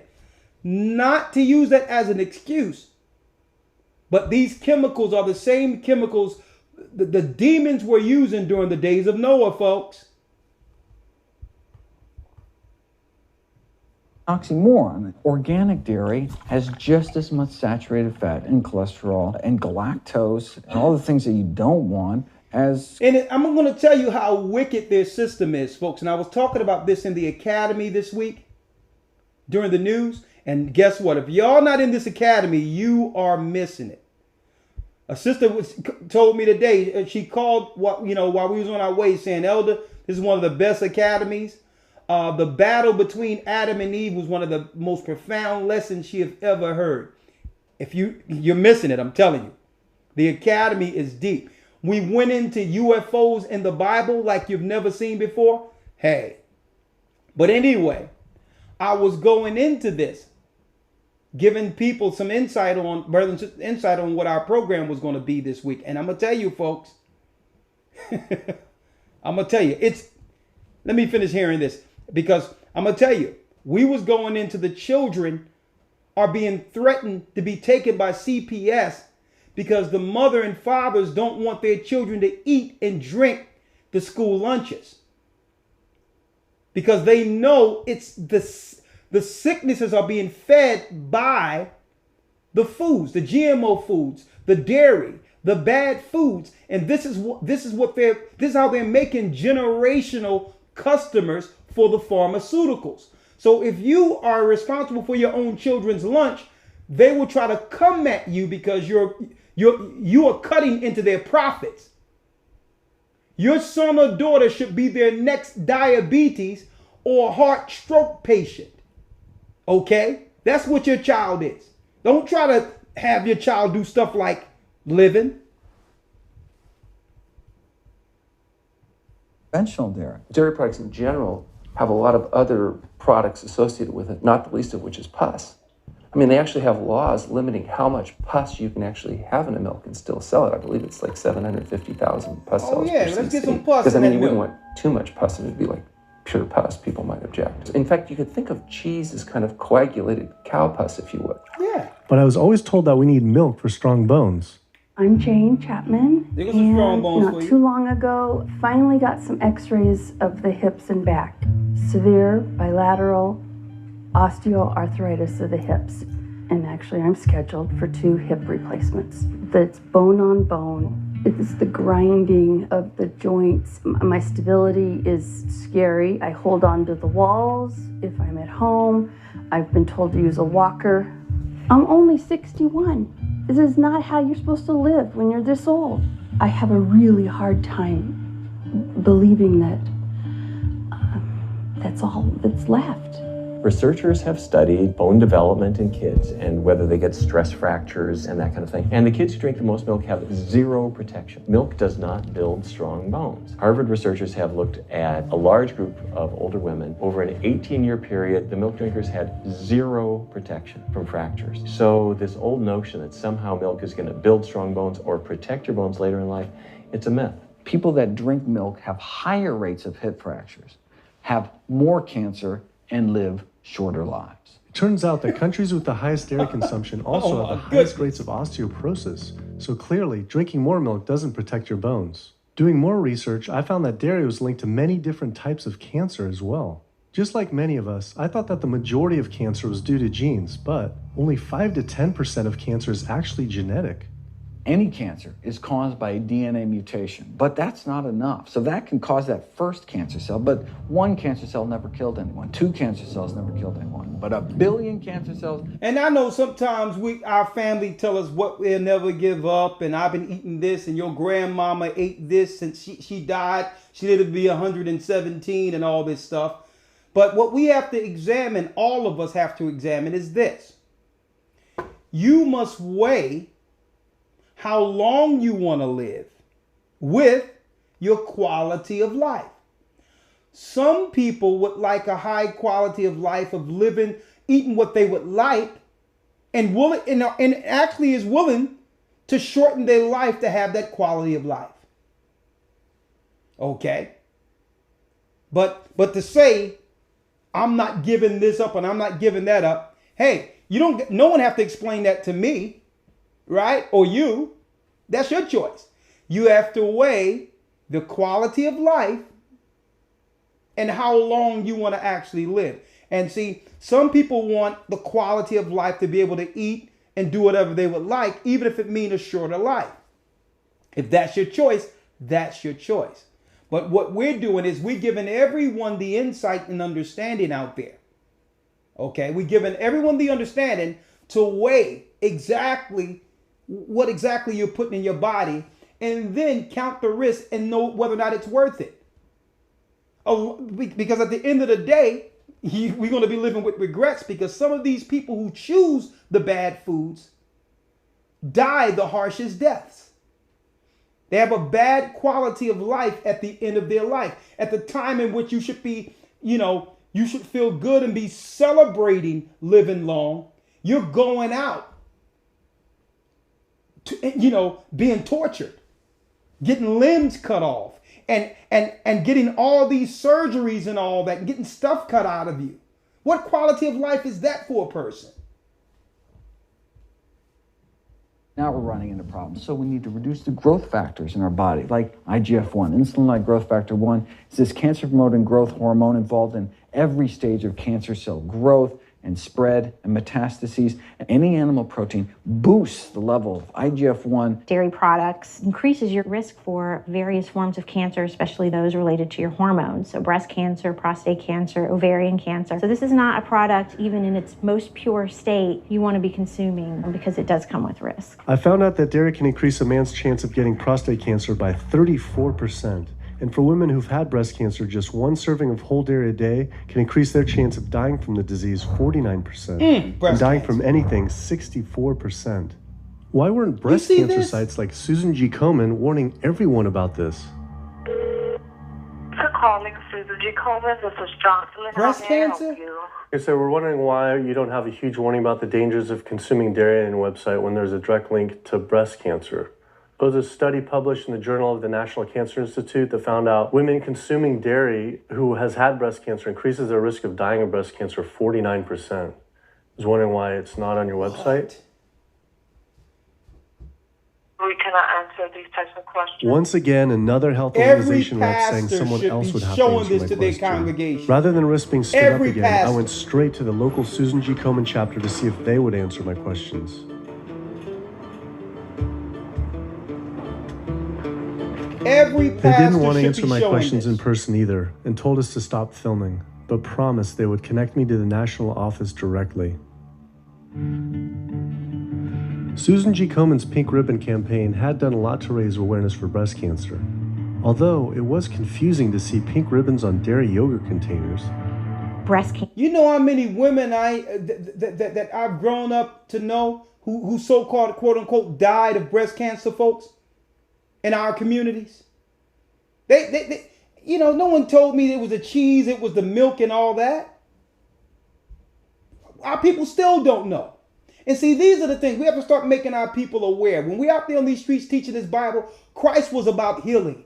You just can't point to being a victim all the time and what people did to you under slave ships. And I had to pick cotton. I had to pick peas. The white man made me scared. The white man took my wife. No. If the Most High give you access to the people, you would heal them like Christ healed them. Make them aware like Christ did. I digress. Can be prevented with a healthy diet and lifestyle, but we're not. We're talking about pink ribbons and putting all the money into research for the cure. I mean, what's more useful? I'm on the street holding a picture of Cesar Borgia, and I did it for years, and I'm going to do it again, and saying this is not Jesus. But there's a young girl who just came from school on the same corner I'm speaking on, drinking a glass of milk. What would help that young girl if I tell her, did you know what was in that milk? Would that help her more than me showing a picture of a white Jesus? When that young girl 10, 20 years from now can die of breast cancer because the preacher or the pastor or the healer didn't warn her? Huh? What's more effective? For one, know that I would want my daughter, my mother, me, I want to focus on not getting to that point. And that's where I would like to see more energy and effort put. I had been a hardcore cheeseaholic virtually my entire life, despite the risks, but like so many others, I seem to have been addicted to it. It turns out that the casein protein, that's the main protein in dairy products and particularly in cheese, it breaks apart in the human digestion to create what are called casomorphins, casein-derived morphine-like compounds that go to the brain and they attach to the very same receptor that heroin attaches to. Don't get me wrong, they're not as strong as that, but they are strong enough to make you come back again and again and again, despite the fact that you're gaining weight, you're more unhealthy than you've ever been, but that cheese just calls out to people. Casomorphin may play a role in SIDS and sudden infant death syndrome, may play a role in autism. This is one of the reasons why we don't want infants drinking milk from cows. Human breast milk has 2.7 grams of casein per liter, compared to 26 grams per liter for cow's milk. That's practically 10 times more. No wonder it's so addictive.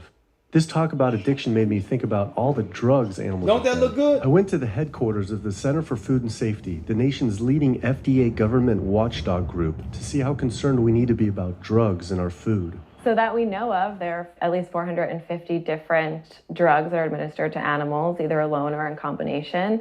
These drugs are given to animals for a variety of reasons, very, very few of which are actually beneficial to consumer health. We've got drug companies that work real hard to make sure they can sell lots of drugs to people raising cows, pigs, and chickens. The pharmaceutical industry sells 80% of all the antibiotics that it makes in the United States to animal agriculture. Antibiotic residues are found in meat, other antimicrobials are found in meat, there has been ractopamine found in meat, there's been hormones found in meat. So right there you're talking about 4 different drugs that could be, in the same piece of meat.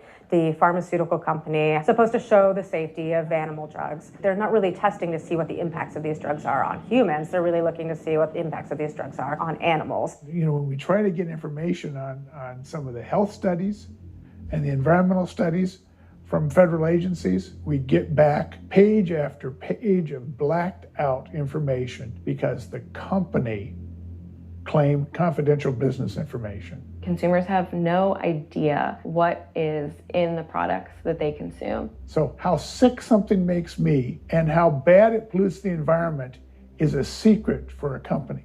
In the animal agriculture industry, as in the tobacco industry, these companies really have a vested interest in making sure that the public doesn't have information about their effects and what risks are really posed to consuming them. You have this system where animals are living in their own waste. They're living next to animals that are sick or even dead, and they're stuck in cages with these animals. The bacteria tends to spread, so that the pathogens that are being created in these filthy conditions are breeding resistance to antibiotics, and the public are becoming exposed to those. We already have people dying from salmonella and other things that you eat. We're having about 3,000 people die every year in the United States. That's more than the number of people that were killed in 9/11 in the Twin Towers of New York. If we had some terrorist organization killing 3,000 people a year, we would be all over it. The antibiotic resistant bacteria deaths that we have, on top of that, you get 20,000 people dying a year. That's 7 9/11s every year. Can you imagine if that many people were being killed by some terrorist group in the United States every year? We would find them. You know, the World Health Organization has said we're nearing a post-antibiotic era in medicine. You'll be at risk in minor surgeries to have a fatal infection. You'll be at risk going to the dentist if you have a tooth extracted. Or it'll be like Civil War medicine. You get an infection in your leg and you cut your leg off. So you have this very dangerous situation. By crowding these animals in, they become a perfect engine for generating a new flu virus that can come out into the community. If you lived near a swine spray field, not even the CAFO, but the waste disposal field, don't worry about it. You covered by grace. That's what Reverend MRSA infection. You know, that's what you Reverend can't Pastor see how it impacts Junior the average person's life in Duplin County, North Carolina, and not be a little upset about it. From an environmental standpoint, from a community standpoint, from all other aspects, North Carolina, we're in a state of emergency. We've already had bouts of swine flu. Well, I can't show it all, folks. I can't. It's too much to show, right? But make sure you go to YouTube and look at this documentary. What in the health are they feeding us, right? And of course, I'm gonna bring Lawyer in 1 second because I'm sure he would like to say a few things on this. But folks, I'm going to tell you right now, the Most High is preparing his people to be self-sufficient. Believe it or not, either we're going to begin to depend on each other and get back to what was natural with each other, or die. That's the only options or alternatives that are out here right now. And I believe a lot of what's going on is getting the elect consciously prepared for the wilderness. So what happens if we can't eat the food here? By default, we'll start thinking out of the box and saying, well, it's going to come a day where having access to a supermarket will be extinct. Do I know how to grow anything? Do I actually understand how to use my hands like the Most High told Adam to till the ground and produce food? Okay? And I look at the calendar the Most High gave, that 364-day calendar. Well, that was not just a calendar, breaking down secrets and times. It also did what? Minister to man, to feed man from one year to the next. Like on the 14th day, Passover. The next day, what? The waving of the sheaves. That told all of the farmers it was time to plant your seeds for the harvest 7 Sabbaths later with first fruit. Check that out. So the Most High gave us the holy days, not just to acknowledge and follow him, but to live. To know how to live and to sustain and feed ourselves was a part of our holy days. And Christians will tell you, well, the holy days doesn't matter. Without the holy days, you wouldn't know exactly when to plant and when to harvest. The Most High is preparing God's people, not just with the knowledge of who we are, but how to self-sustain and live all the way to the wilderness. And I know for sure the Most High is preparing all of us to do so. It's time.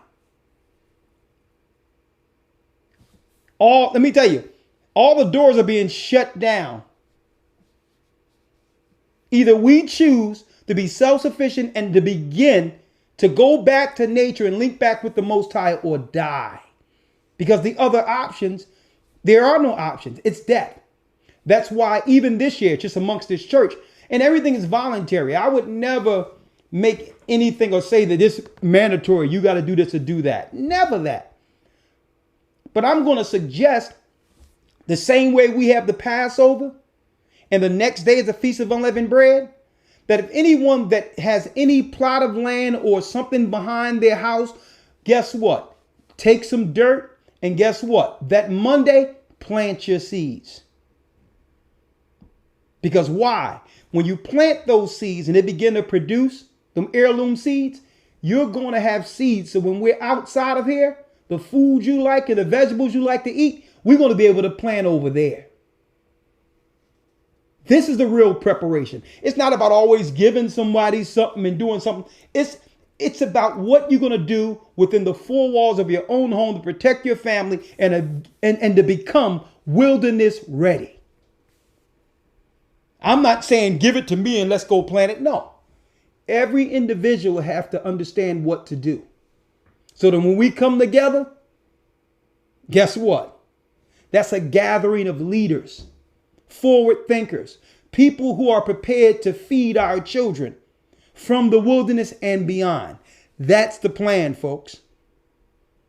That's the plan. The Most High gave us the holy days and then told us, okay, this is when you plant. This is when you prepare. This is when you harvest.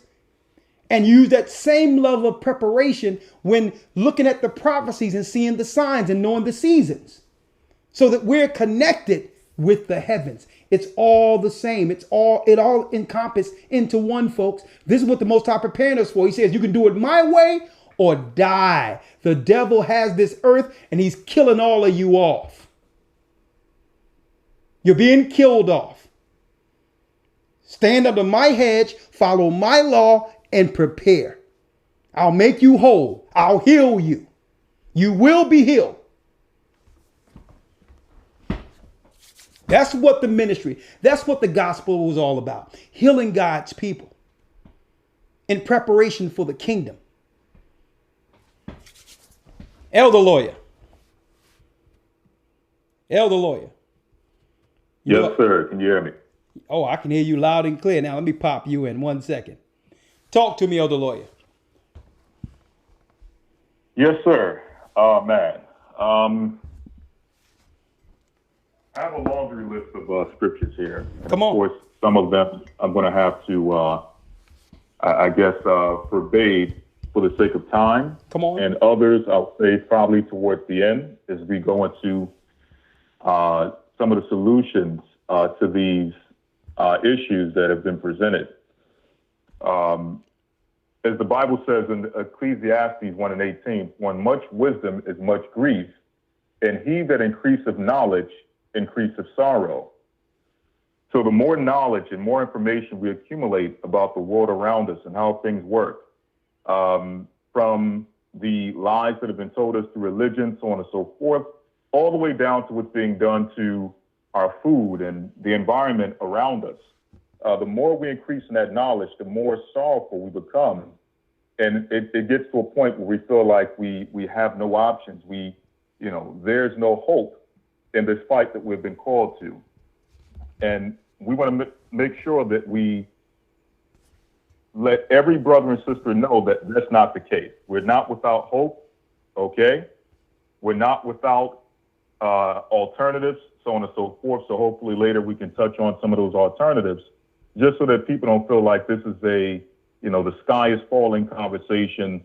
Everyone is going to die, so on and so forth. Just, we want to make sure that there are solutions for those who are seeking those solutions and looking to make changes.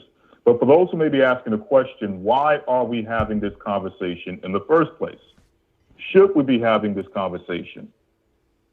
I'm going to read this real quick in the book of John, the 10th chapter, the 9th verse to the 10th verse. It says, I am the door. This is Christ speaking. By me, if any man enter in, he shall be saved, and shall go in and out and find pasture. The thief cometh not but for to steal and to kill and to destroy. I am come that they might have life, and that they might have it more abundantly. So Christ came so that we could have life. Christ came and died for us, not so that we can kill ourselves by what we consume or by what we may do to our temple. Christ came so that we can actually have the opportunity to preserve our temple, so that we may worship him or worship the Most High and serve him, that we may do his will. But it's impossible, as we always mention, to perform anything spiritually or otherwise without a temple. It just so happens that in order to operate within this realm, we need bodies. All right. Hey, lawyer, before you go to the next point, because we're going to come with solution 2, hold tight. I just have to do one thing to let everyone know what's going on with the academy. Just give me 1 second. We're going to do that. Absolutely. And you can jump right back in. Okay. Yes, sir. 1 moment. 1 second, folks.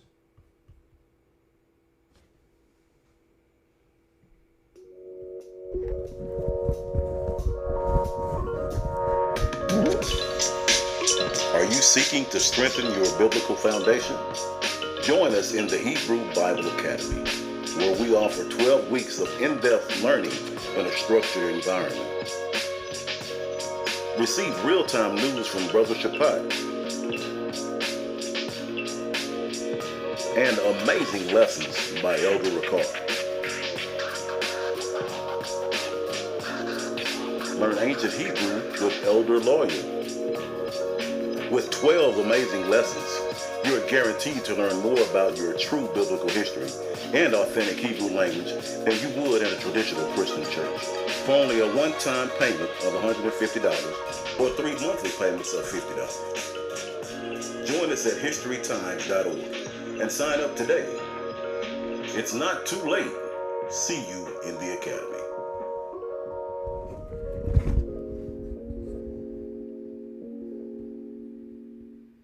Okay, I have to put that out there because guess what? This academy, hey, we're going to have people call in next Wednesday to let you know what you've been missing, folks. We went into the battle between man and woman, the battle between Adam and Eve, and why man and woman can't get together today, not realizing that Satan's plan to divide us. There was a spirit created to keep us apart, knowing that once we come together, that family, which is the image of God, will begin to tear down Satan's kingdom. We taught that in the academy. We had the UFOs. You're not alone. The UFOs in the Bible. Okay. Showing you that there was always intervention between the heavens and this earth, and we were never alone. And how to know the difference between Satan's UFOs and the Most High's. Okay. Hey, you don't want to miss this academy. I mean, we got a few weeks left, but if you would like to join in, we have about a month and a half left. You can get in for the next couple of weeks. Gathering is 1 at AOL.com. That's the number 1 at AOL.com. Go to historytimes.org or gatheringofchrist.org. Okay. And that helps us build churches, like we have a new church in Orlando, new churches all over the place. And guess what? We already had our meeting, the church, for our Africa initiative, which is the last battleground. You'll be hearing more about that quite soon.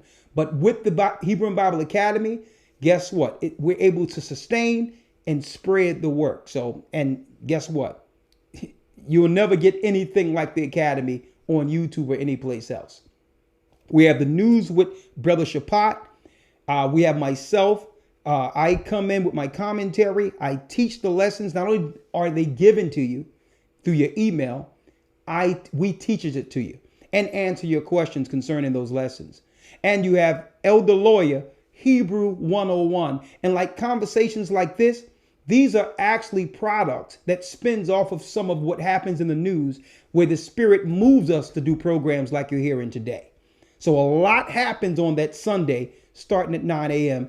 Be a part of it. And guess what? The Spirit leads us from there, and it goes into topics like we're hearing today because you're listening or hearing today. Because why? These conversations and classes leads to what? Constructive planning and solutions under the hedge of God, under the hedge of the Most High. So again, be in the Hebrew and Bible Academy. You help us with the work, and guess what? You'll learn more in one day than all your life in any school or in any church. We're guaranteed. All right, Lawyer, come on in. Yes, sir. Yes, sir. Picking up, jumping over to Deuteronomy 30 and 19, again, addressing why, some people may be asking the question, why should we have some of these conversations? Yeah. Shouldn't we just be focused on spirituality and understanding that if we do get sick, the Most High will heal us? Well, the Most High gave us instruction. And in that instruction, he forewarns us and lets us know that life and death is before us and that we must choose which road we're going to take. We can't choose the road of death and then come back in the end and just hope that the Most High is going to magically throw some fairy dust, wave a magic wand, and bring life. Exactly. That's not how it works. Exactly. So it says here in Deuteronomy 30:19, I call heaven and earth to record this day against you that I've set before you life and death, blessing and cursing. So both of these roads are before us. The question is, which one will we choose? Well, the Bible says, therefore choose life, letting us know that we have a choice. And our choices will affect what becomes of us throughout the course of our life. It says that both thou and thy seed may live. Mm-hmm. So the Most High, again, wants us to live. Christ wants us to live. They want us to have life and life more abundantly. Now, I want to read this real quick. You made a statement earlier stating that this particular conversation is not a conversation, even though we know that there's an attack against the children of Jacob. This particular conversation is not just limited to blacks, Hispanics, Native American, Indians, so on and so forth. Exactly. But that everyone is suffering based on this. And you gave the example of rich people, well-to-do people who are suffering, can't breathe, need heart, kidney transplants and things of that nature, need new lungs, new hearts. Well, this is what the Bible says in Sirach chapter 30, verse 14 through 18. Ecclesiasticus, come on. Yep, Ecclesiasticus 30, 14 through 18. It says, better is the poor being sound and strong of constitution than a rich man that is afflicted in his body. Health and good estate of body are above gold. Health and what? Health and good estate of body are above gold. Being healthy is above money, riches. They got this twisted, folks. They made us believe. I'm glad you brought that out, Elder Lawyer. They made us believe, brothers and sisters, that having finances was the key to life. No, being healthy is the key. Because there's rich people who would pay to stay as healthy as some of us that are suffering. Never take your health for granted, right? But go on, Elder Lawyer. Oh, let's give the chapter. Let's give the chapter and verse for that again, Elder Lawyer. That's Ecclesiasticus, so Sirach chapter 30, verse 14. We're going to take it down to verse 18. 30 and 14, Ecclesiasticus in your Apocrypha. 30 and 14 down through 18. It's better to be healthy than be rich. But go on. Yes, sir. And again, the reason why I'm reading this is because the Bible gives us the wisdom and the understanding as to the choices that we must take in order to choose life or to go down the path of life. Okay. It's not a snap of a finger thing in which the Most High is going to come and heal you once you're sick when you didn't take the choices or make the proper choices in life to maintain your health. Okay. And this is for all of us. It's not, it's not a point of thing. This is for every single last one of us. But nonetheless, it says here, There is no riches above in fact, it says health and good estate of body are above gold, and a strong body above infinite wealth. So the Bible says you would desire to have a strong body above infinite wealth, meaning continual wealth, a life of wealth. You would rather be strong in body than to possess that. It says there is no riches above a sound body, and no joy above the joy of the heart. Death is better than a bitter life or continual sickness. I'm going to read that again. Death is better than a bitter life or continual sickness. It tell you, man, that's deep in itself, because this world is trying to normalize sickness. Even through TV and all this, having a kid with his head bald and smiling, and they're trying to put a good face on sickness, making people believe that it's okay to live sick. When the Bible tell you that, let me tell you, being dead is better than staying sick. Okay. I mean, because your quality of life is nothing. You live to try to keep yourself to heal, to try to, live a regular life. That's not living. Popping pills all day and sick and can't move, that's not living. The Bible tell you that having your health is key over the riches, and I'm glad you brought that out, Elder. And also on top of that, hey, when it comes to being sick, death is better than to live sick. And they have normalized sickness, folks. It's crazy. And they're doing it through the food. But go on, other lawyer. Yep, last verse, it says, delicates poured upon a mouth shut up are messes of meat set upon a grave. Okay? So this is just one scripture of many throughout the Bible that gives insight on health and choosing a healthy lifestyle, so on and so forth. But again, one last scripture, and I'll give it back, and towards the end we can go over other scriptures as far as solution. But it says here in Revelation, the 12th chapter, because usually when this conversation is brought out, and you touched on this earlier concerning the demonic forces that were operating during the time of Noah and his children, and the fact that it was the demons that were contributing to the sickness and the diseases that were existent amongst the sons of Noah. Exactly. A lot of people like to keep this conversation when you ask, well, why is this taking place? Why is this happening? One of the main things that they'll bring up, which is true, is that, well, the reason why this is taking place is that corporations who don't care about the people, who care about money more than the safety and health of the people. That's only one side of the argument, okay? Or that's only one level of why this is taking place, okay? There's a much deeper purpose and reason as to why this is being done on a mass scale. Mm-hmm. It says this in Revelation chapter 12, verse number, I'm going to start in verse 9. And the great dragon was cast out, that old serpent called the devil and Satan, which deceiveth the whole world. He was cast out into the earth, and his angels were cast out with him. And I heard a loud voice in heaven saying, now is come salvation and strength, and the kingdom of our God, and the power of his Christ, for the accuser of our brethren is cast down, which accuseth them before our God day and night. And they overcame him by the blood of the Lamb, and by the word of their testimony, and they loved not their lives unto the death. Therefore rejoice, ye heavens, and ye that dwell in them. Woe to the inhabitants of the earth and of the sea. For the devil is come down unto you, having great wrath, because he knoweth that he have but a short time. So Satan, having wrath and having being angered at the fact that he was cast out of the heavens, no longer having access to accuse the brethren before the Most High and the angels, was cast down to the earth, and from that point forward had great wrath against the inhabitants of the earth. That includes mankind, and that also includes the creatures of the earth, the fowl of, the fish of the sea, so on and so forth. All of these things would be on the receiving end of Satan's wrath.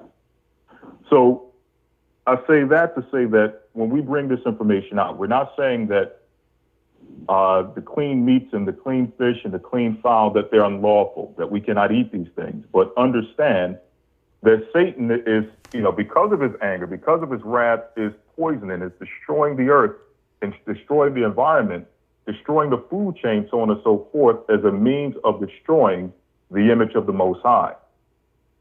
So what was taking place with the clean meats during the time of our forefathers and the fish during the time of our forefathers and all these other things is not what's taking place today. There was no industrial food complex or system.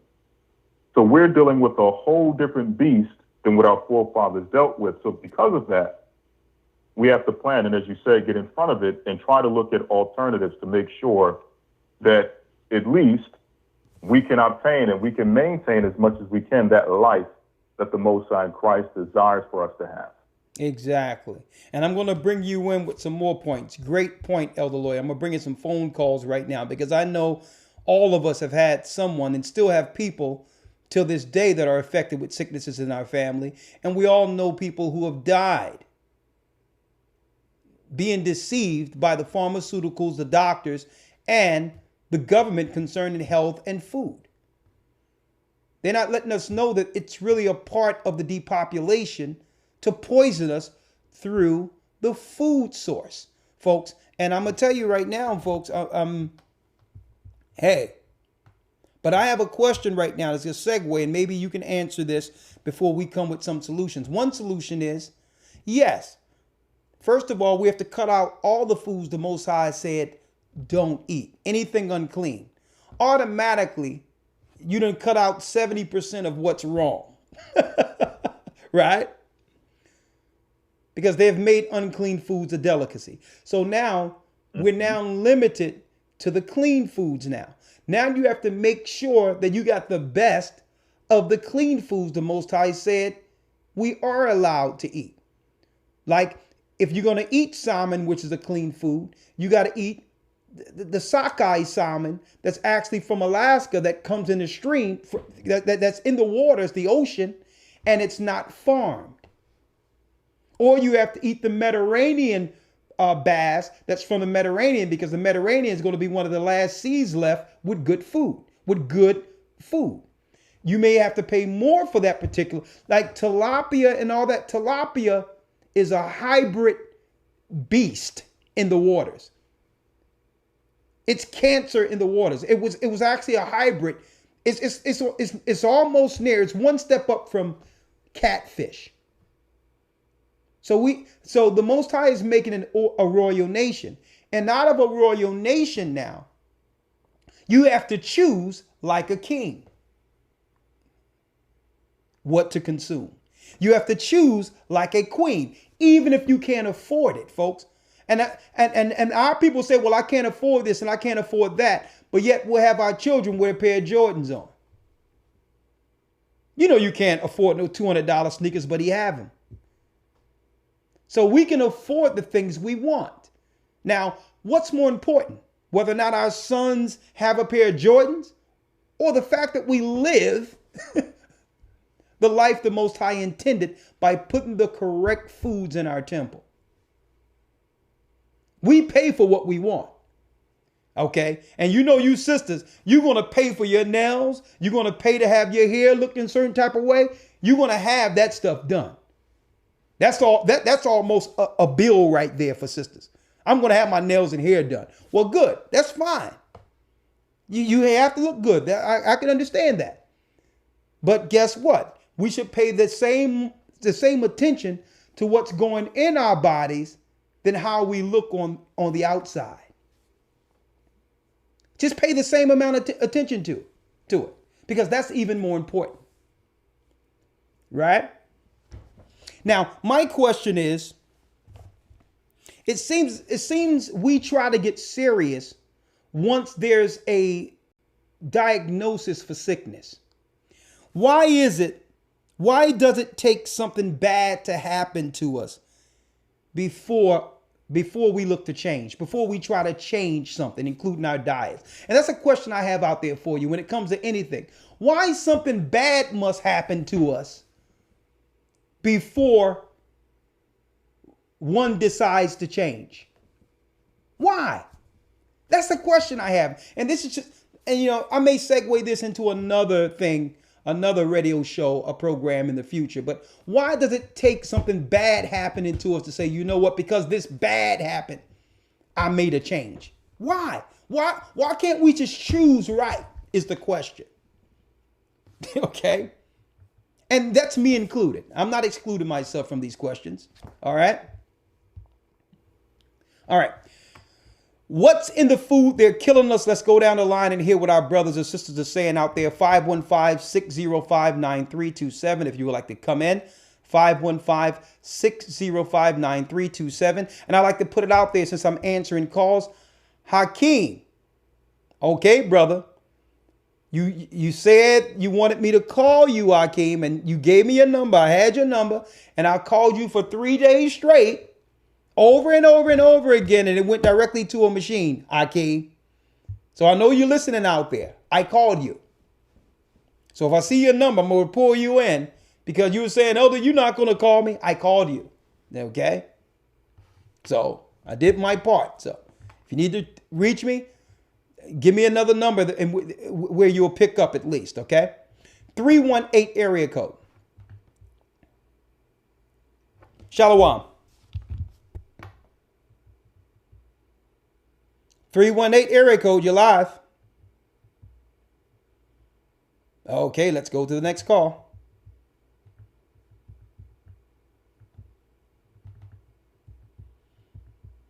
Okay. 919, then 910. Shalom. Hey, Shalom, Elder. Shalom. You're live with the Gathering of Christ Church. This is a much needed lesson because our people are literally obliviated from eating this garbage. You know, I had unplugged from the States for a little while, and I really saw, like in South America, you know, let's say I don't drink soda, but you look at a soda, the food has no high fructose corn syrup, and even the junk food even tastes it tastes so much better because you look at the ingredients, it's none of this. You know, it's stuff you're like, okay, I know what that is. It's not a science project. So, brothers and sisters, you have to pay attention to these labels. High fructose corn syrup, canola oil, corn syrup. You see that? No, it's going to cause diabetes. So, we got to pay attention to what we eat because they are killing us. And you got to pay more because it's investing in your health. Because you either going to pay now or pay later. So, hey, in the Academy, Elder, is dynamite, brother. Hey, one more thing, too. One more thing. Write this down. I just found out it's a farm in Missouri. It's called grasslandbeef.com. They got all the clean meat, and it's cheap. Repeat that again. Grasslandbeef.com. Grasslandbeef.com. Write it down. Grasslandbeef.com. I just got some $150. I got goat steak. I got lamb burgers. I got beef bacon. Hey, they even got lamb oysters, but I passed on that. But yeah, so hey, FedEx right to your doorstep, and it's cheap. Shalom, Elder. Okay, I'm glad brothers is putting it out there. You understand? I'm glad he's putting it out there, right? But right now, I'm just giving my body a break from meats altogether right now. You know, I'm just doing it. And I feel a lot better from it too. So, but if you're going to do it, do like this brother's doing. He's finding stuff that's not shot with hormones and all that crap. And it's regular grass-fed meat and it's clean. Okay. All right. What's next? 910 area code. Because what we find is that when people come with sicknesses, they say, well, I eat a certain type of way. I have to change.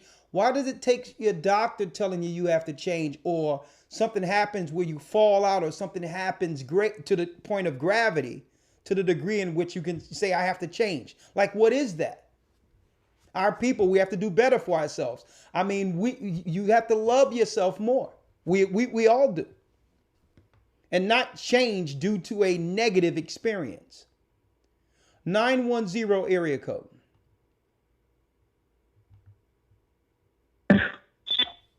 Hello? Shalom, you're live with the Gathering of Christ Church.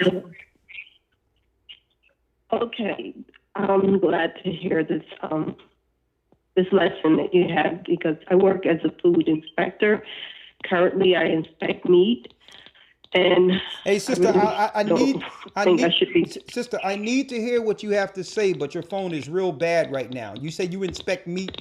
We need you here as an expert, but something is seriously bad going on there. Oh, can you hear me now, Elder? No, there's a lot of clicking, cracking, and everything else. Okay, go on. Oh, okay, I'm sorry. Yeah, I inspect meat for the USDA, and I really can't say the hardest. Hey, sister. Right now, hey, sister. Probably, hey, sister. What I'm gonna do? Yeah. I'm gonna mark your number and come back to you because it's bad. Okay. Your phone is real bad. Wow, I'm not sure why. Do you have us playing in the background? Okay. Do you have the radio going at the same time? I turned it off. Okay, yeah, your phone. No, I turned it off.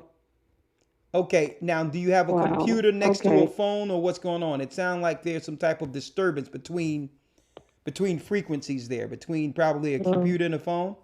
Well, let me move. I'll move into a different room. Maybe that's it. I had it plugged in because the battery was low. Now I'm in a different room. Is it still there? Oh, sister, it's bad. Hello? I have to call you back. I just hold it's tight. Still bad? Yeah, get that together. I'm gonna bring you back. Okay. All right.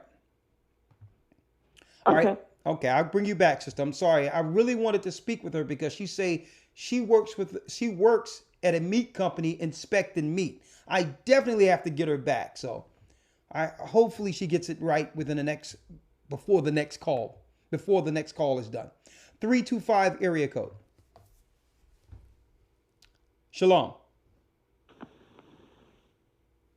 Khan, Shalom, Elder. How you doing? I was calling in concern. I'm doing well, blessed by the best. Okay. My concern is milk. We drink pasteurized milk that they give us, and the commercial always comes on that says milk does the body good. Yes, it does, but if it's raw milk, it's all in scriptures that the biblical people drink milk. In the 10 principles, things for life in Sirach, it stated milk was one of them. Christ drank milk. See, but when Christ came as an angel, visited Abraham. See, but it was talking about goat's milk. And you have to make sure. And it wasn't talking about milk that have to have a certain, percentages of pus and hormones and all these other things. You understand? So yes, if we can find some organic goat's milk with no hormones, that's exactly what the scriptures was talking about.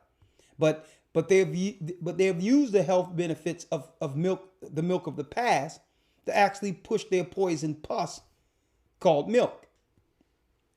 Yeah. One thing also, Elder, I was hoping you were able to take advantage of the map. I was the one who gave you the map in Texas at GLCC Houston of Iraq. Okay, I have it. We'll talk. We'll talk offline. All right. Shalom. Shalom. Yeah, in a nutshell, too. Okay, and I'm going to discuss it next week. A few weeks ago, I did a broadcast on the brother, I think, Dr. William Theron Williams, who came with the book. The Bible is a black book, or whatever the case is. And it is a good book. You have good points, but I wanted to also put out there, even though I supported the brother, someone sent me the book. I wanted to put out there that the book do have some inconsistencies in there that people like, what's his name? Messer, the hot mess Christian pastor is putting out there. When he talks about blacks in the Bible, he tried to do it sideways by claiming that Moses married an Ethiopian woman and things like that. Claiming that Bathsheba had a baby through Solomon. Some of these so-called theoretical diversions are out there. We're not out here saying that the Jews were black to give black people value and have them feel good about knowing black people were in the Bible. That's not the point at all. So we're not there just to teach black, black, black, black, black, but showing who we are according to the curse and how we must follow and fall under the correct biblical doctrine through Christ. So if the point is about just teaching black, but have some inconsistencies out there, to some degree, we can actually undo some of the work, okay, that we're putting forth if it leads us into some theoretical hole that can't be proven. So I wanted to put it out there. There's some inconsistencies in the book. His overall premise is correct, but there are some inconsistencies. Saying that the white man or the European Romans are Japheth is a theological error. They're not Japheth. They're even telling you that they're not Japheth. There's no place in the Bible that says Japheth is going to be ruling at the very end. Rome is Esau. Okay, so I'm going to try to have the brother on because he have a lot of great points within his thinking and what led him to understand that he's an Israelite and to teach others also. But through that transition, he've fallen into theoretical traps that can do harm if our people begin to follow it. Okay, so I wanted to put that out there too. All right, let's go to the next one here. 770 area code. Shalom. Hello. Shalom, sister. Good evening, elders. Shalom.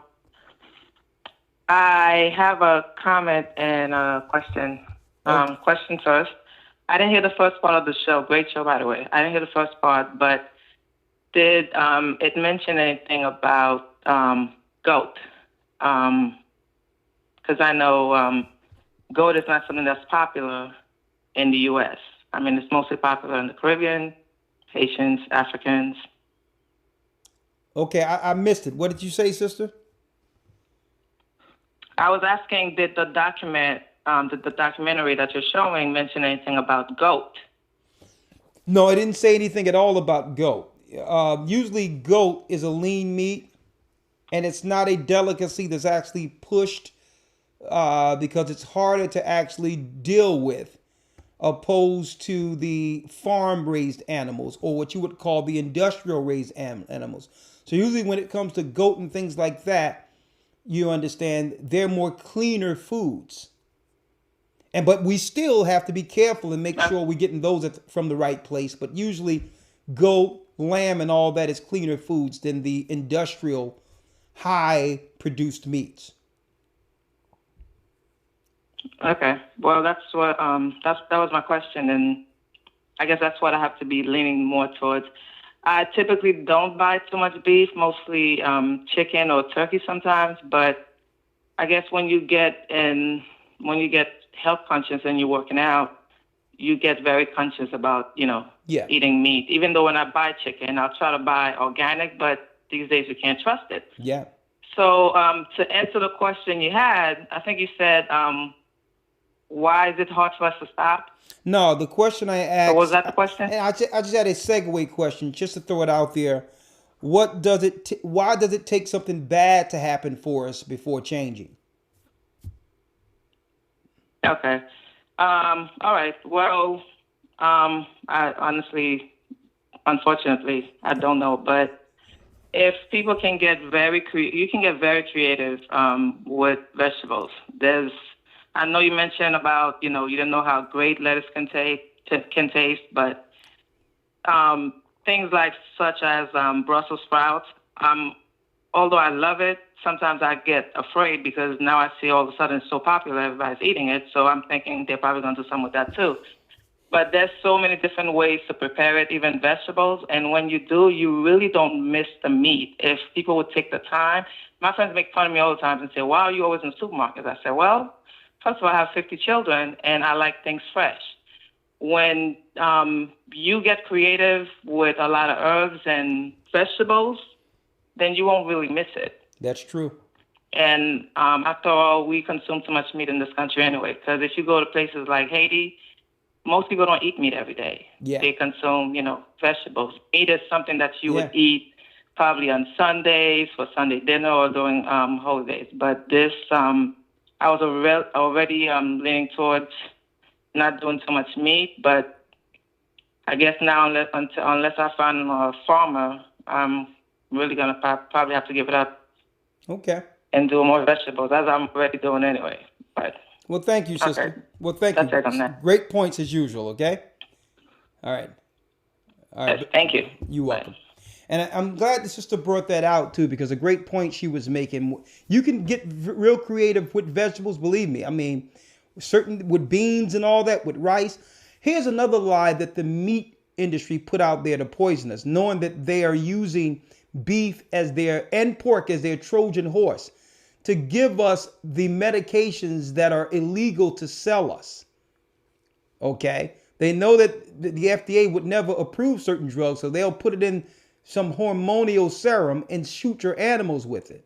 But check this out when it comes to beef.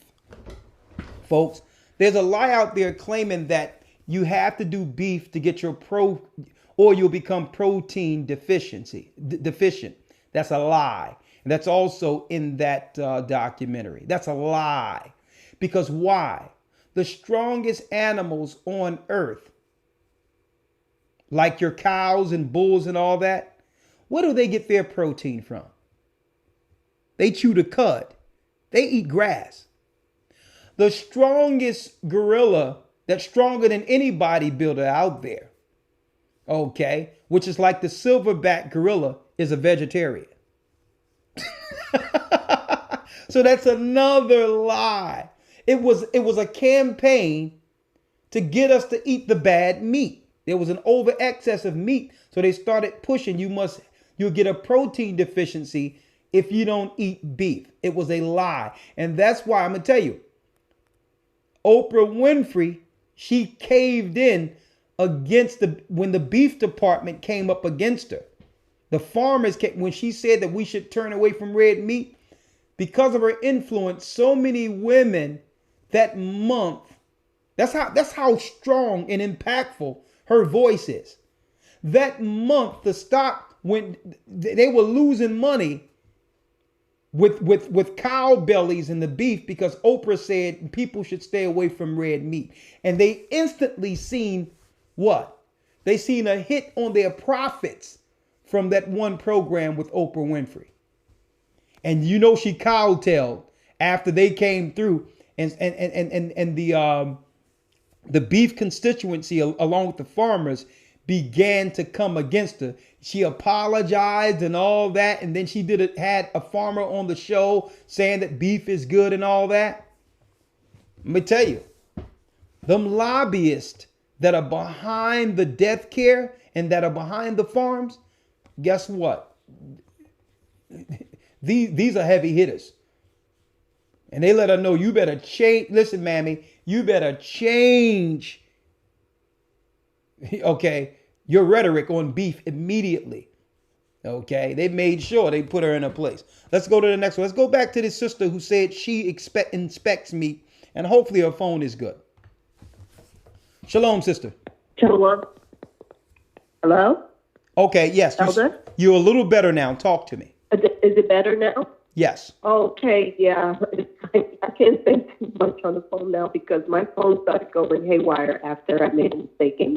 And I sent a text. Oh, there it is. They go to clicking. It's clicking. Donald Trump. Oh, sister, it's clicking. I'm sorry. I know sister, I'm sorry. Oh, I'm sorry. Sister, you crazy. Yeah. Don't worry about it. Just another phone will work. Just next time I bring you in, make sure you have a different phone working. All right, Lord, have mercy. All right, let's go down to 219 area code. Hey, shalom, Elder. Talk to me. I had a question, man. I was wondering, you know how Christ say when you got a problem with somebody, talk to them one-on-one. I was wondering, is it safe to talk to them even if they're angry? Because, one scripture says, don't make friends with an angry man. Well, the Bible tells us that if you have a problem with your brother or sister, go to him alone. And if they hear you, you will gain a brother or sister. Now, if they're angry, the Bible tell you when one is overtaken within a fault, restore such a one in the spirit of meekness, considering thyself, lest thou also be tempted. So the question is, did you, the offense that you actually have done here, did it make someone angry? Yes, sir. Okay. All right. So you're the reason behind the anger. Mm-hmm. Okay. Yes, sir. All right. Is it male or female you've angered? Male. Okay. Is he ready to fight? It seems like it, I've been experiencing something that you guys were talking about in the Testament of Dan, where a rich man has the power to use slaves against somebody. So is he ready to fight? No, he might get upset. You say it looks like he is. Okay. It's something to do with his son. Or whatever. Okay. And you're telling me that this is somebody with some power. He has finances. Yes, sir. Okay, so you peeved off someone with more power than you, and you did you do something wrong to this brother? Well, let me try to say it real quick. Okay, this guy, I think he's jealous of me or something like that. He's jealous of you. But what he did was he used some little power moves, and he got some dirt on me from the past, and now he has people against me. He got some dirt on you. And he's also using. Yes, sir. Okay. Like, so did you do something to him?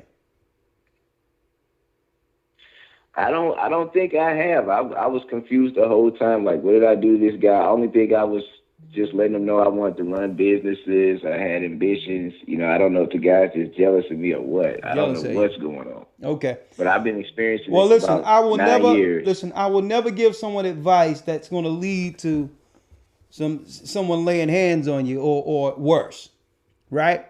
So we need to know the details. I mean, and it sounds to me, and it's okay. You're leaving out the details probably for the sake of a broadcast. But just in a nutshell, again, not to blame yourself. Can you see that you did something wrong in this scenario here? Well, this person talked to someone's father about something I did when I was 15. No, they okay, brother. Maybe I'm not coming over clear to you. Let's move him out of the way real quick, regardless of what he did, right? Okay. Regardless of what he did. Did you, in response to what he did, do something that made him angry? Did I do something in response to what he did? I don't think I did any. You talking about the guy with money, right? I didn't do anything to make him angry. Who did you make angry? But I'm saying he went and talked to somebody in my family about something that I did when I was 15 to cause that person to be angry with me. And what you did, That's and what? Okay, I got you. And what you did was wrong. Yes, sir. Okay, yes, now I got it. Okay, so what you have to do to the person you care about who's angry, regardless of this other rich guy you're running from, because I'm sure you don't want to see this guy right now. The best thing you can do, the best thing you can do, brother, is go to the one that's hurt and admit your fault and let them know that it was when you was young, it happened, and will he forgive you? Now, the other guy would say stay away from, because I want to have these phone calls with you in the future.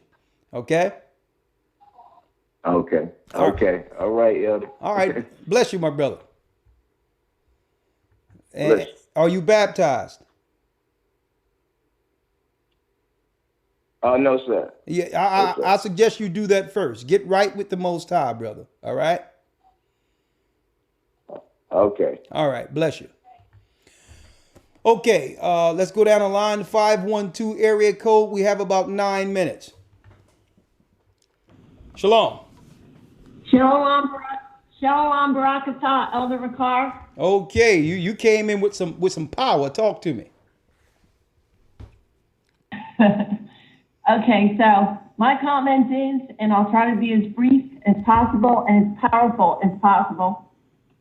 One, I'd like you to consider calling me if you pray about it and you feel led concerning what I'm about to say. Okay. But I haven't been to a medical doctor for nearly 20 years. Okay.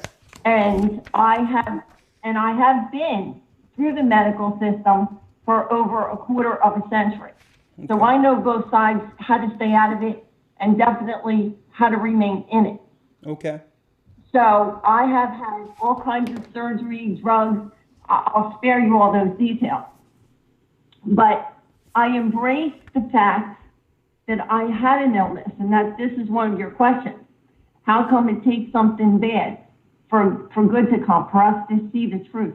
I can't answer that. All I can tell you is I embrace what happened to me, as hard as it was to go through, because maybe I lost my physical sight, but I have gained incredible spiritual insight. And a lot of that has been in part to you, Elder Ricard, and to Elder Loya, and all the things that you've brought forth concerning the truth of Ahaya. And I speak his name because his name, power. There's power in his name. There's power in his word. And so with that said, I think the important thing to consider is when Eve and the spiritual adversary had their discourse, the spiritual adversary, he prided himself in telling Eve half truth. He told Eve, and I think you and I can agree on this, what he wanted her to know, but he held back from her what he didn't want for her to know. And with all these documentaries about food and about health and how to live and what to eat, what not to eat, they're all half truths. And I have seen hundreds of them. So I speak not from ignorance, but from experience. And that said, they're telling you and me and everybody else what they want us to know, but they're keeping secret what they don't want us to know. Well, let's get straight to the secret, sister. For the sake of time, let's get straight to what they want us to know, because we got a few more calls and we got about 7 minutes before overtime. So get to the point where you think what's being left out. Drop it. Okay. So one of the things that's being left out is about milk. Milk is the closest to the composition of our own blood. It's what milk? The spiritual adversary has his, and Ahaya has his. And there are scriptures about milk that I can bring forth, but for the sake of time, I can do that in another event. But milk is the closest thing to the composition of our own blood. And there's an old proverb: goats are for milk, cows are for butter, sheep are for cheese. So they all have their part to play, and they all eat different things as far as health and what to do with them. So the milk, there's no difference between milk and our blood except the color. That's it. Hey, sister, I got that piece. Sister, stick with me. We got that piece. We know what the Most High made and intended for us is good for us. I don't know if you missed the complete broadcast, but we were talking about what the industrial complex is doing with the milk and what they're doing with the cheese, how they're making it into a chemical, almost like crack, to keep us sick.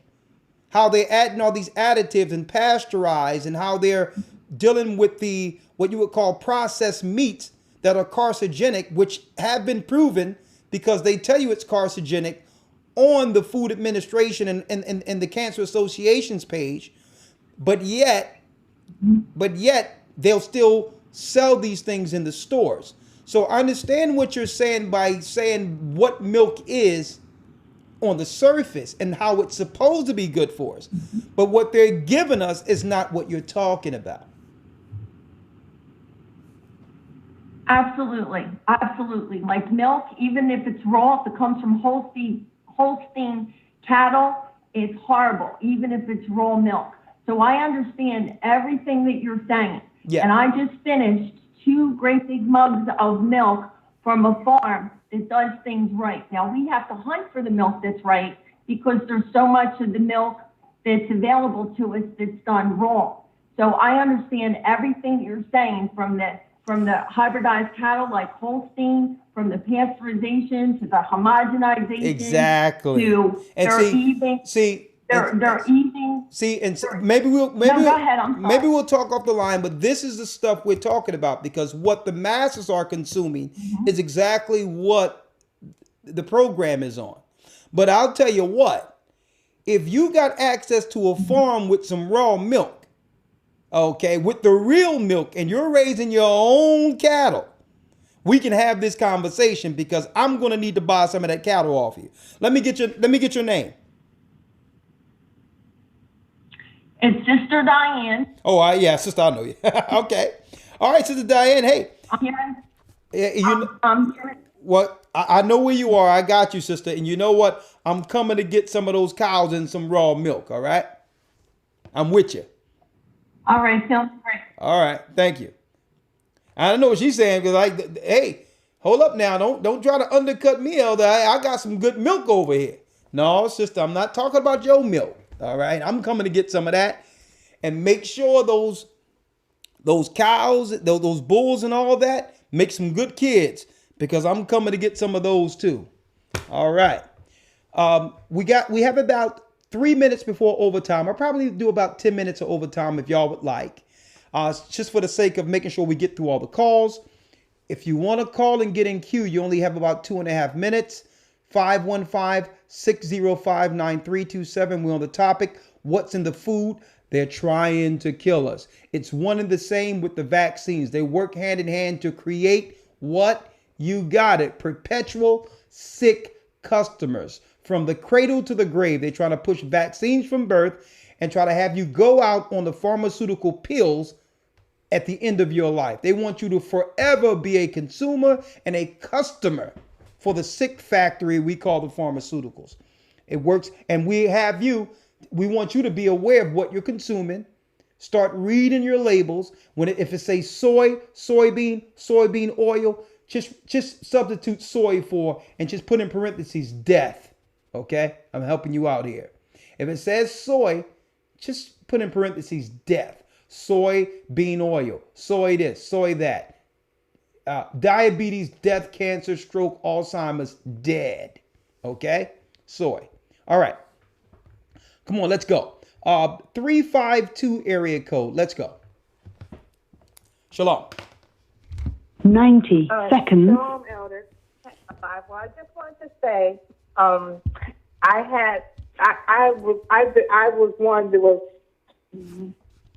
wow, I got to build back feedback, but I was one that had real bad allergies and mucus and all of those things as a little girl.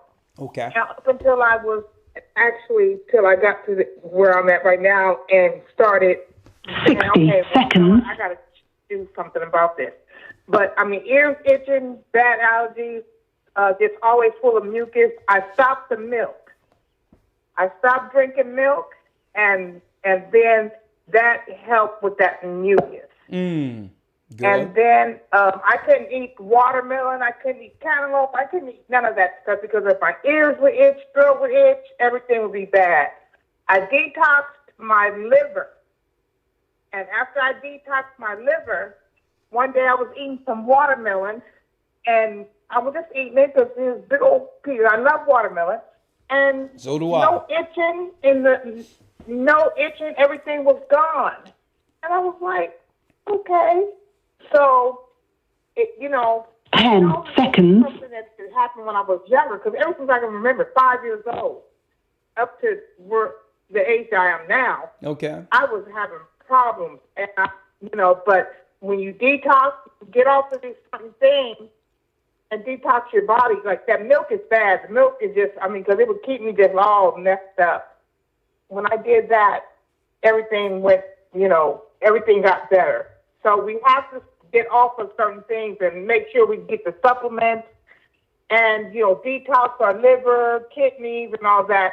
And because I had a friend also that she had, they told her her kidneys were bad, it was enlarged. She inherited it. And they wanted to take it out. And I said, listen, sister, don't go and don't let them take that out. You go get some herbs and get some things that will help to rejuvenate the cells and get that, liver, your kidney works better. She trusted in the doctor. They took it out. Then about a month later, they took her other one out. So she has no kidneys, okay? And then after the kidneys went, then she had to have, her heart started messing up. So they put a pacemaker in. Then after the pacemaker, okay, sister. her valves started. For the sake of time, though, we got to wrap it up, though. I got you. Yeah, I'm sorry to cross me, but all I'm saying is one thing after another happened. Once you start letting them cut into you and do this and that, instead of trusting the Most High God, you will mess around and just like she did. She ended up dying. So it's always better to just trust in the Lord. Get off the stuff that be in tune with your body and know what's going on and say, okay, back off. I mean, because it's sad. I'm sitting here listening to about the meat, and see, I had no idea. Hey, sister, we got to wrap it up. We have to wrap it up. But thank you. Thank you for your time. And I just wanted to say that, that we just need to be more mindful and really trust in the Lord and let him lead and guide us. Okay. Thank you. Thank you, sister. Okay. And I know she want to bring it all in, but there's just so much. I understand, but we only have so much time. But yeah, she is correct. Okay. Usually with the pharmaceuticals, they all in bed together with the hospitals, and the hospitals get paid by surgery and they get paid by organ harvesting and all that. So if they find some kidneys that are halfway good and convince you to get rid of them, hey, it's a win-win. And then they'll put you down anyway. Okay. And then they'll get paid for all the surgeries to take it out of you. And they probably got some rich guys somewhere waiting for both of them. So our people are destroyed for a lack of knowledge. And that's what it is. Your organs will always do better for you inside you.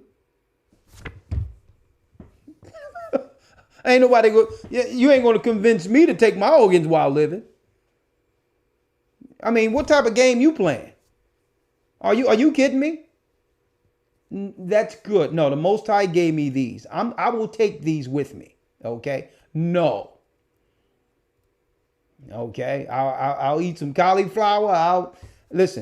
I'll eat whatever raw. I'm going to eat onions, everything. But guess what? It's going to be my organs processing all of that. No doctor going to convince me, yeah. After getting off the phone with some rich guy who destroyed his organs living a satanic life and saying, yo, you get me a kidney right now. And guess what? There's going to be an account in the Cayman Islands holding about $2 million for you. I need me some kidneys. And they looking at you and your sister talking about, yeah, by the way, like that kidney going bad. We need to take that. No way, folks. Not with what I know about the organ harvesting and all that, on the dark web and all that. No, I don't. No, you're not taking nothing. And guess what? They have science now that they can take a bad organ and restore it and actually sell it to someone. I'm not the one. Elder Lawyer, you with me? Yes, sir. Okay. I'm going to let you take the next call. I'm going to just take all the calls in waiting, and then we're just going to just make a few announcements and come with some solutions. So take the next call for me. 315 area code. Shalom. Shalom, Elder. Talk to us. Can you hear me? Yep. Can you repeat the question? Can you repeat the question again, please? Can you say that one more time, sister? It's a lag. I said, could you repeat the question for me, please? Of what the question was that he brought out? from today's Blog Talk? Well, the question I asked sister is, why is it that things have to happen bad, like sicknesses and all that, for us to make a change in our lives? Why can't we just do what the Most High say and avoid the negative consequences? Well, to answer that, I'll kind of use it as an example like this. It's kind of like how we have children and how you have a child. They will continue to do what they feel like they think is okay when, they're doing something wrong. They will continue to do it and do it and do it until they get caught. And to that extremity of getting caught will lead to, okay, at this moment, I know that I'm in deep trouble. So I change my ways, or the end result will be continuation of really deep trouble. And that's kind of how I feel like adults are, like the way they eat food. Like, how people will sit there and say, well, I've been doing this for all this years and look at me. Okay, that's you and your body, but that might not be the case for someone else's body. So I feel like not only is it addictive, but because of the fact that it's not happening as like instantaneously as certain things, like you won't have a bunch of people out here eating poison ivy, because we all know that poison ivy will instantaneously cause some type of effects. It can kill you. Say if you instantaneously died after you ate like a cheeseburger or something like that, then if that repeatedly happens to everybody will stop eating meat. Well, because things take certain time. Well, let me ask you this, sister, because I got to get to the next call too, and that's some great points. I just came back, Elder Lawyer. Thank you. Let me ask you this question, sister. Did you see the full broadcast this evening? Excuse me. Yes, I did. Okay. Now, what do you think about the content as far as what they're telling us, opposed to what's real, what the doctor's telling us, and the fact that the Food and Drug Administration is in bed with the Cancer Association, and all these are really pushing they're hiding the fact that the majority of cancers and diagnosis of high blood pressure and all that is coming through the meats, not sugar. It's something that I basically already knew, actually. I've seen that documentary before. I actually didn't finish it, but before that, I'm a very like the guy said, I'm hypochondriac. I'm very health conscious. So this is something that I'm always talking to my family about. And okay. I already had, as a child, I've already been very picky about meat. Like, I was never really a meat eater, and I got picked on for that. People were like, oh, you're not black because you don't like chicken. I'm just like, I don't like it. It wasn't something that was for me, Sister, hold up, sister. Okay, I got to go to the next call, but before I go, let me ask you, do you have any children? I do not. Okay, how old are you? 23. Okay, well, I'll tell you what. Hey, your children going to be nice and healthy. Your head is straight. You're following the laws of the Most High. And hey, you're gonna make a great mother. I mean, I wish my parents knew, and I wish I knew what you know right now. Okay, so well, sister, let me go to the next call because I'm digressing now, and I have to get through the next calls. Okay, anything else you want to say? In parting? Okay, no, I'm sorry. Go ahead. Oh, no. Okay. I'm going to go to the next call. Bless you, sister. All right. All right. 216 area code, just in respect of the people who just holding on. I'm just going to give each person 1 to 2 minutes to give their point, question, or comment on the topic we had today, brothers and sisters. What's in the food? They're trying to kill us. And I named it on YouTube, of course, the Satanic attack on humanity using food warfare. That's right. We're in a war. All right. Let's go down the line. Just a few more calls. 216 area code. Shalom. Hi, Elder Lawyer. Elder Talk to us.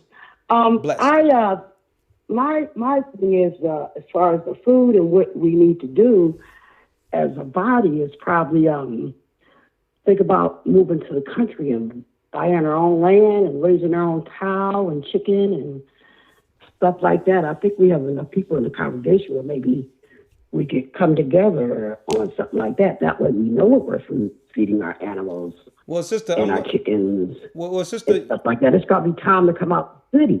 Well, sister, on the surface, on the face of things, that looks like a good idea. But that would be a perfect idea where the enemy would like us all to go into a place isolated, send in some crazy COINTELPRO scenario to demonize the whole situation, send in the armies and all that and claim it was a Branch Davidian and drop the bomb on the whole movement, and then it'll be a new gathering of Christ Church made out of our children. Okay? So it so yeah, I understand what you're saying, listen what I'm saying though. I understand what you're saying on the surface, but where we're trying to go with this is what can we do right now? Because right now there's things inside our refrigerator that's killing us, right? So if we don't begin to practice what's right within our own homes, we can't hope that that'll transfer. And I understand on the surface it sounds good, but that won't transfer to us doing what's right together. We need to start working on what each of us can control right now. Okay? And then when we do come together in the wilderness, we'll be wilderness ready.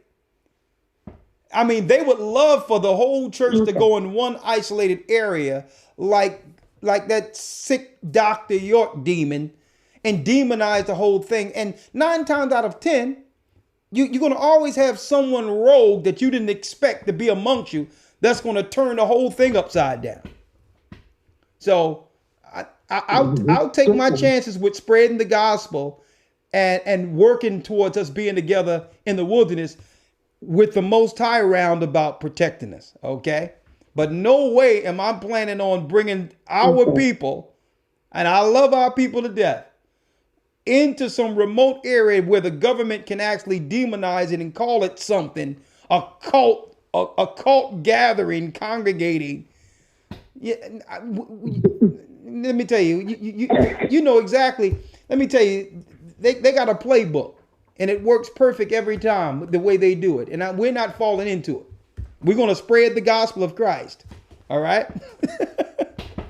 All right. All right. Thank you, sister. Okay. And there's one more other thing I want to say, too. Yeah. As far as these doctors and the pharmaceuticals and stuff like that, everybody has to remember, too, when you walk into a doctor's office, it says practicing medicine. So they're practicing on you. Yeah, absolutely. And they really are not on what they're doing. So they're giving you all these stuff and they're saying, try this. And all these tries are what's messing you up too. So be careful about these doctors because they're practicing on you, practicing medicine. Yeah, that's true. Good point. And that's all I want to say. Yeah. Yeah. I'll tell you what. I'll see you after you finish practicing. 407, right? Let's do it. We're digressing. We're about to end the show soon, but we're going to come with some real life changes, some real life solutions, probably about 2 minutes talking about how we can make some immediate changes, in respect in lieu of some of the things we've just seen in that documentary. You're live with the Gathering of Christ Church. Talk to me. Shalom, Elder. How are you? I'm blessed by the best, and his name is Ahia. All praises. This is Sister Lisa from Orlando, and I am so happy. Besides the Academy and all the phenomenal topics we're having in the Academy, this is one of my favorite topics because I've been health conscious for now about 10 years.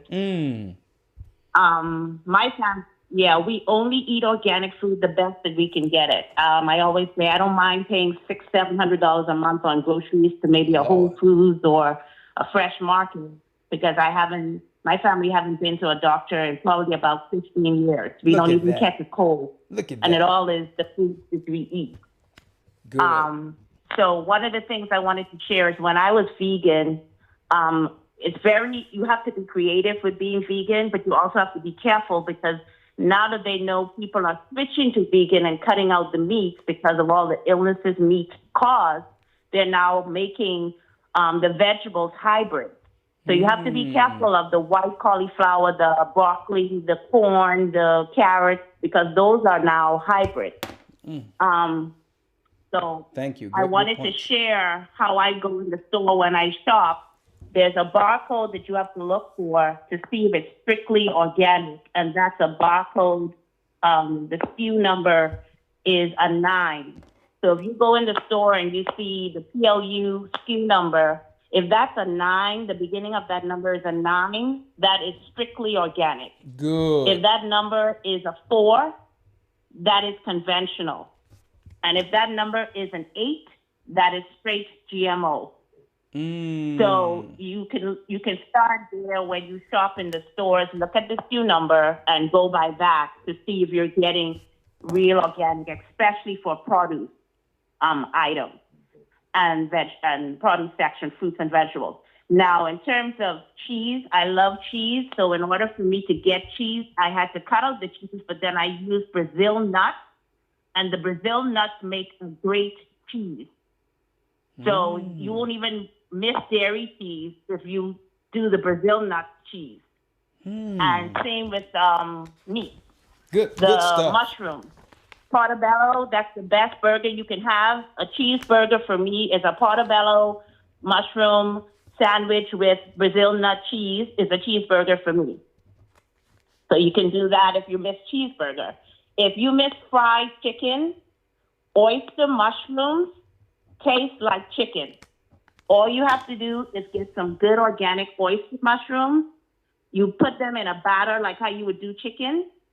I don't know if you use your flour or whatever. I use coconut milk and flour because I don't use egg. So I use spelt flour because I can't do gluten. So I have to use more spelt or coconut or almond flour to get away from the gluten. Good. So then you'll take the oyster mushrooms, put that in some almond milk or coconut milk and make a batter. You deep fry that like chicken, and it comes apart just like chicken breast. And you season it just like chicken, and it tastes just like. So there's a lot of alternatives that you can do, and you won't miss the bad foods. But just be careful because they've now altered the vegetables and everything else that we are switching to. So, that's the kind of thing you have to be careful. I don't do iceberg lettuce. I do romaine lettuce. So I don't do tomatoes because that's acidic. And the foods that are acidic also cause the mucus that cause the disease. So you also have to be careful of acidic food and try to stick with alkaline food. So there's a lot. It's really deep with this whole health thing.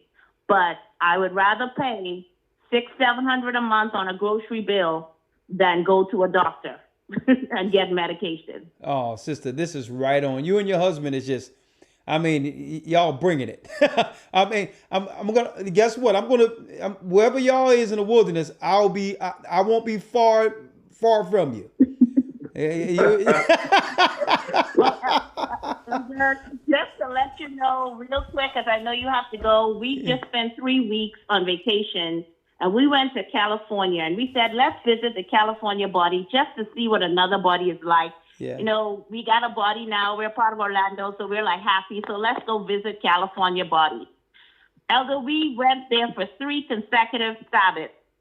We spent the whole entire vacation going to services on Saturdays with that body that it was so good, and we felt so welcome that we wanted to buy a house in Cali and move to Cali just to be with that body. That body is the best body I've ever encountered. My goodness. Hey. The California body, shout out to the elders and all those sisters. They after service, they go in the parking lot and they stay there singing and talking till the sun goes down. I have never experienced anything in my life that my kids say, "Are we on vacation or we're in church?" It was amazing. A continual revival, man. Your rock and the elders there, man, and the sisters, man, powerful. I knew when we told you, Rock, he had to go there. Powerful, yes. Yes, beautiful people in California. So I just wanted to share that. We can't wait for you guys to visit the Orlando body. But just wanted to share my experience because this is how we live every day, having to watch what we eat and watch the foods and look at this and look at that. You have to look at the ingredients when you're buying food, because if they're going to put pork in marshmallows, what else would they put pork in? Well, sister, I'm going to talk to you offline because soon we're going to have a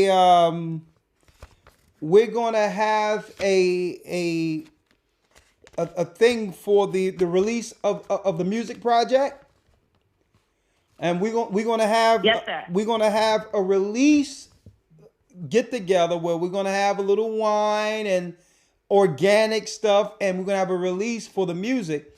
And I want to invite you and your husband. We're going to have one in Philadelphia and one in New York, and I want to invite you and your husband. It's going to be something else with the music. Yes, sir. We will do that. In fact, we were thinking of coming to see the headquarters for vacation. We were going to do a New York Philly run, but we decided to go west.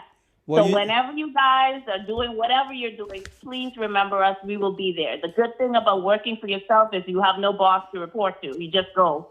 Okay. All right. Well, that's good. I'm going to be calling y'all because y'all going to be honorary guests. We're going to need you there. I mean, this project is going to be, oh my goodness. I can't wait. I'll keep talking about it, but I'm excited that the Most High is going to, he's going to use this music to get into some serious doors. And we're going, you know what? We're going to be in those Christian churches.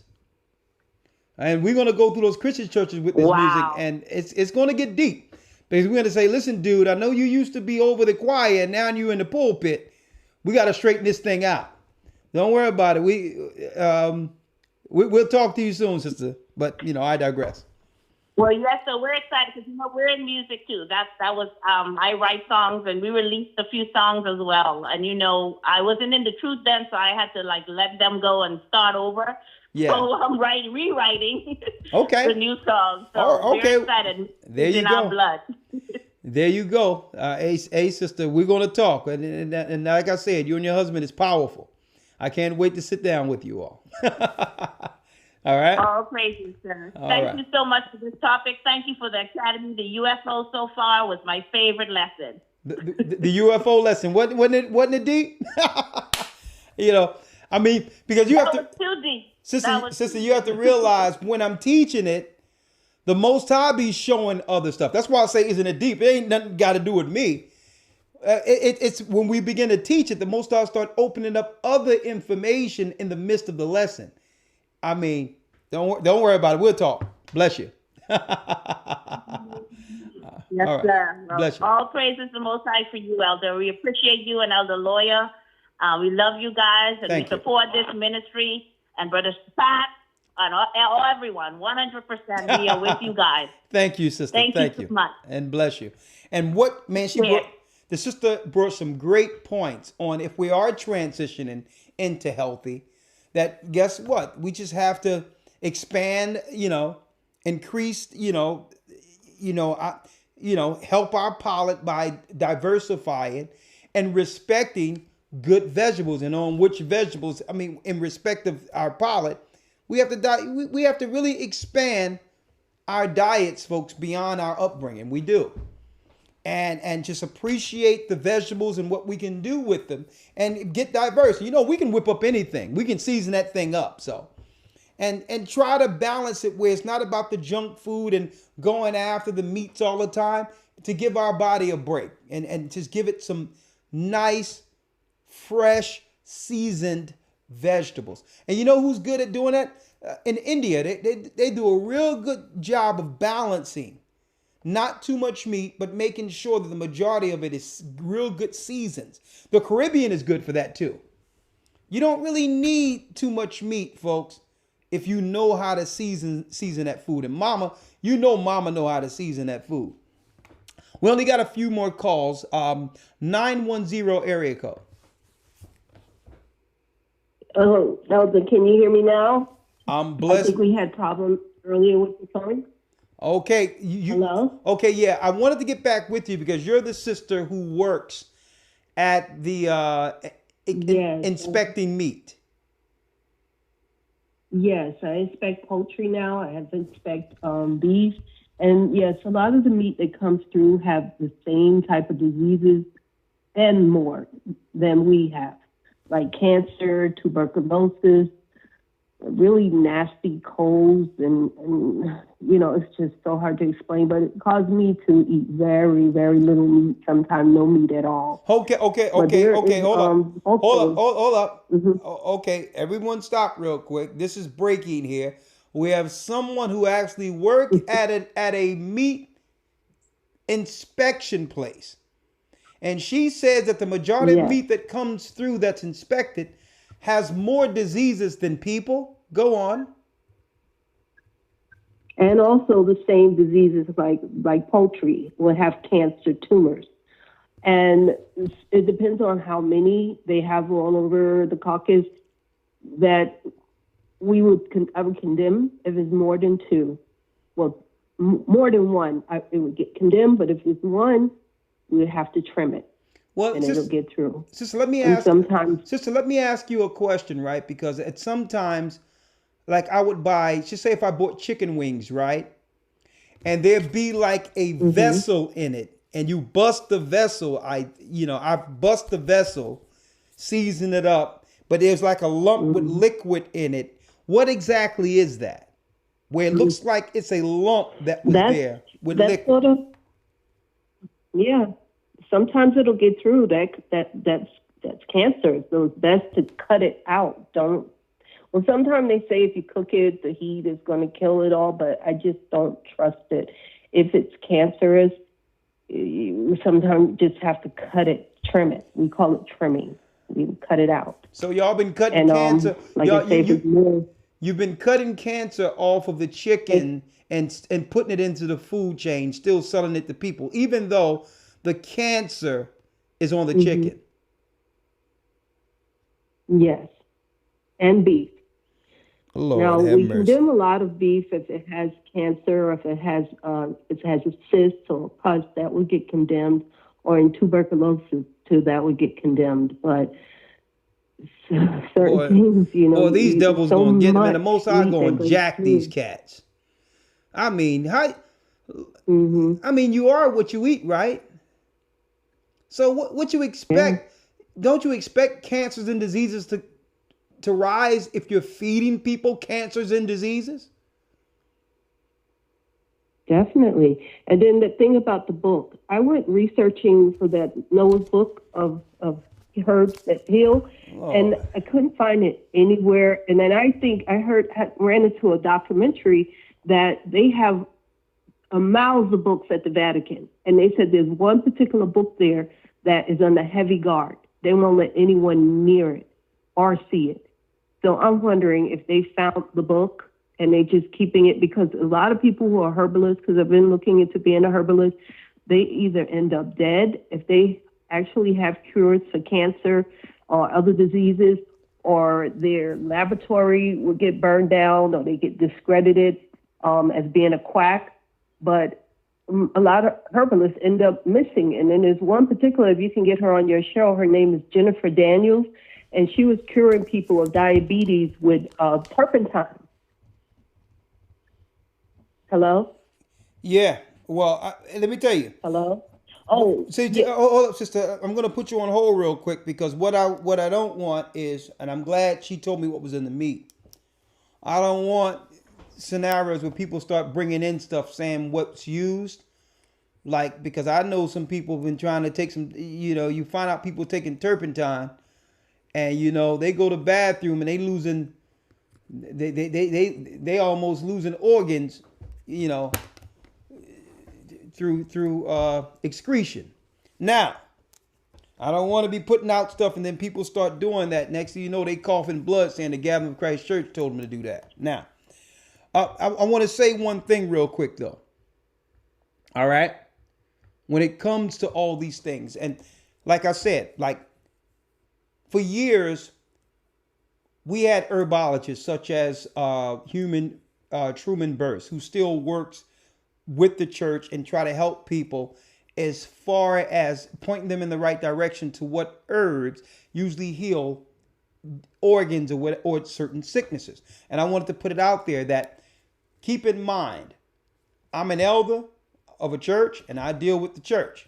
When someone comes in our church, even though I respect his profession and others' professions, they're not elders of churches. They're not deacons of churches. So I don't want people to associate my position with people that support the church and I help support based on them helping those that are sick.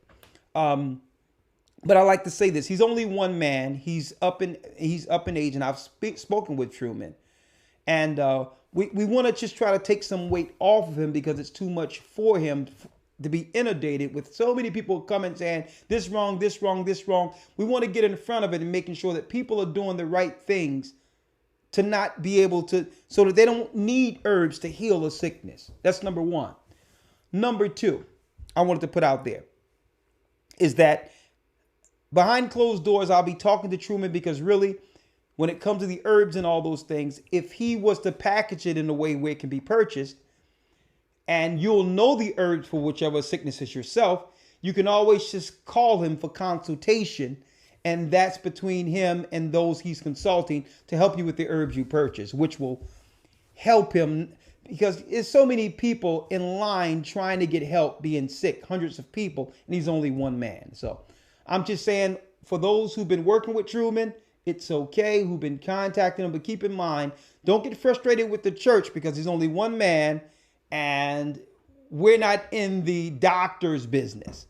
We just referring people to someone who know about the herbs that gives a healthy alternative if you wish to choose that. It's not like his herb thing is the Gathering of Christ churches. Okay, I wanted to put that out there.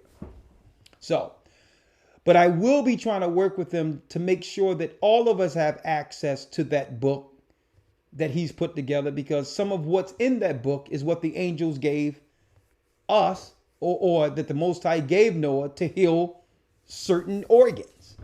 Okay. It's, so I'm just saying, I'm putting it out there because I don't want people to loosely associate me with being a herbologist, and I'm not. He's just a man who came to the church, learned just like you all, and said he offer a service to help people who would like to, use herbs as a remedy opposed to the pharmaceuticals. And, a lot of herbologists, like this sister just said, they're dropping like flies. And it's been a saving grace that the brother was able to leave the country and go someplace to practice and not be threatened under the FDA and the Food and Drugs and all that old other stuff. But altogether, I need to let people know that that's his business. It's not the Gathering of Christ churches, okay? I wanted to publicly make that statement to say that I'm willing to work with him to mainstream and make the information available for everyone. And if you're reaching for consultation on how to use his information, then that's between you and him, okay? I wanted to put that out there just real quick. All right. That's really all of our phone calls. I think we went through all the calls. Also, so we are digressing. Anything you would like to say before we end, Elder Lawyer? Yes, sir. Yes, sir. As I was mentioning earlier about the solutions, basically I have a lesson full of information. So what I'm thinking is maybe either this Sabbath we can continue the conversation, or maybe next week continue this conversation with some solutions. Okay, and, I'll tell you what, we'll roll this over into the Sabbath and we'll come with a more solution-oriented lesson when it comes to foods, starting with the clean foods the Most High said we should eat, and then move it into the next level. Not only the foods, what if the foods are contaminated? What are the solutions? How can we preserve our temples, in this time of trouble being targeted with these poisons, as far as the supermarkets and otherwise goes. So let's put together a lesson based on some of the information we have here. You and I come together with that. And this Sabbath bring forth solutions for our people. Absolutely. And I wanted to mention, just to piggyback off of what you just said about Dr. Truman, I've been in contact with him, of course. We get the phone calls all the time. Brothers and sisters going through, you talk about devastating chronic illnesses. And you can only imagine, Dr. Truman, he's getting this information and getting these kind of calls every day. Yeah. So as you mentioned, it's a lot for one person to take on. And sometimes, things may slip through based on the high volume of people that are sick and the pressure you have to deal with. And of course, like anyone, you're not only dealing with other people's issues, you have your own personal life and a lot of things that you're dealing with. So a lot goes into that. And like you said, he's only one man. Yeah. But one thing I wanted to mention as a solution, the brother who called in earlier, he actually gave a website of where people can order, different meat products for those who would like to, choose to eat meat products, so on and so forth. Again, we're not saying that it's unlawful to do so. Like the Bible says, the earth is the Lord's and the fullness thereof. Yeah. Just because we live in New York doesn't mean we have to purchase our food from New York. Let's use some of the excess we have or access we have through being within a global system in which you can order your produce or order organic produce from a farm in another state or what have you. Yeah. That's just one solution you can use in order to make sure that you create various alternatives and options. And the same thing can be done with fruits, vegetables, so on and so forth. Yeah.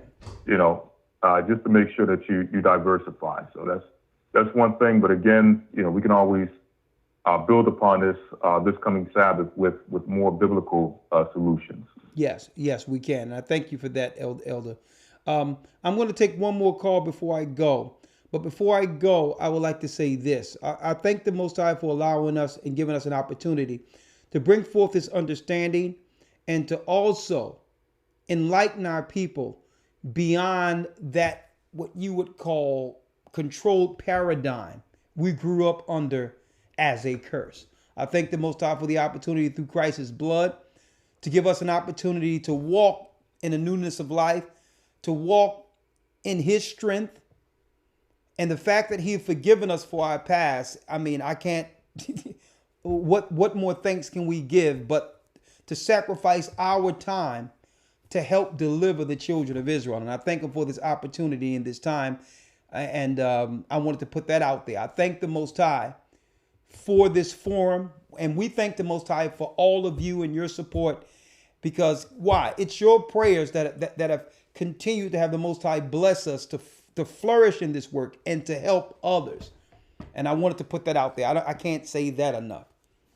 One other thing I wanted to say real quick is that when it comes to the Hebrew and Bible Academy, I can't emphasize that enough as one of the most profound works to help our people get from point A to point B, especially if you are fairly new in this and need direction as far as the doctrine is concerned and being able to break down that Bible and not be deceived even by those who are learned in the word. The Academy is that perfect tool that you would need under your belt. Even if you never did it, do it one time. You'll love it. It'll help you when it comes to understanding the Bible from a doctrinal standpoint.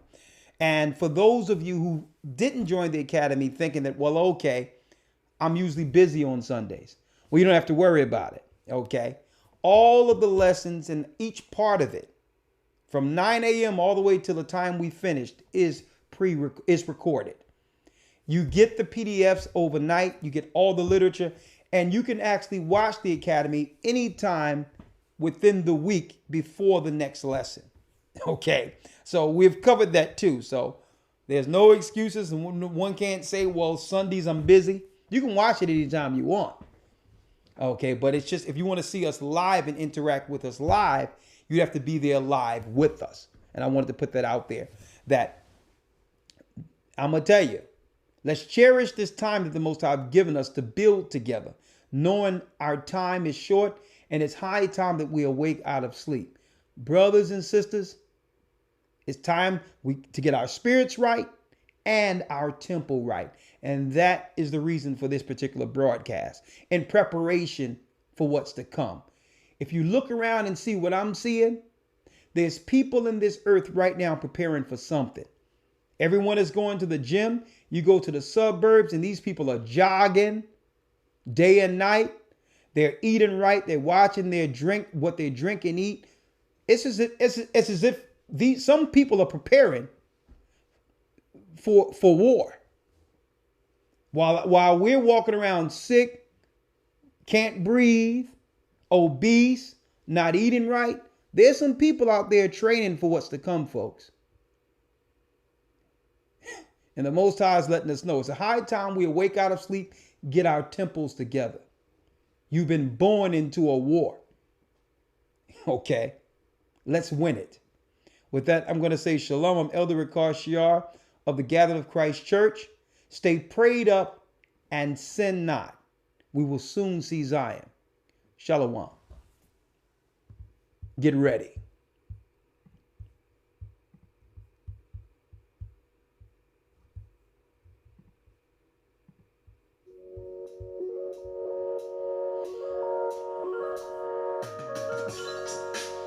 Are you seeking to strengthen your biblical foundation?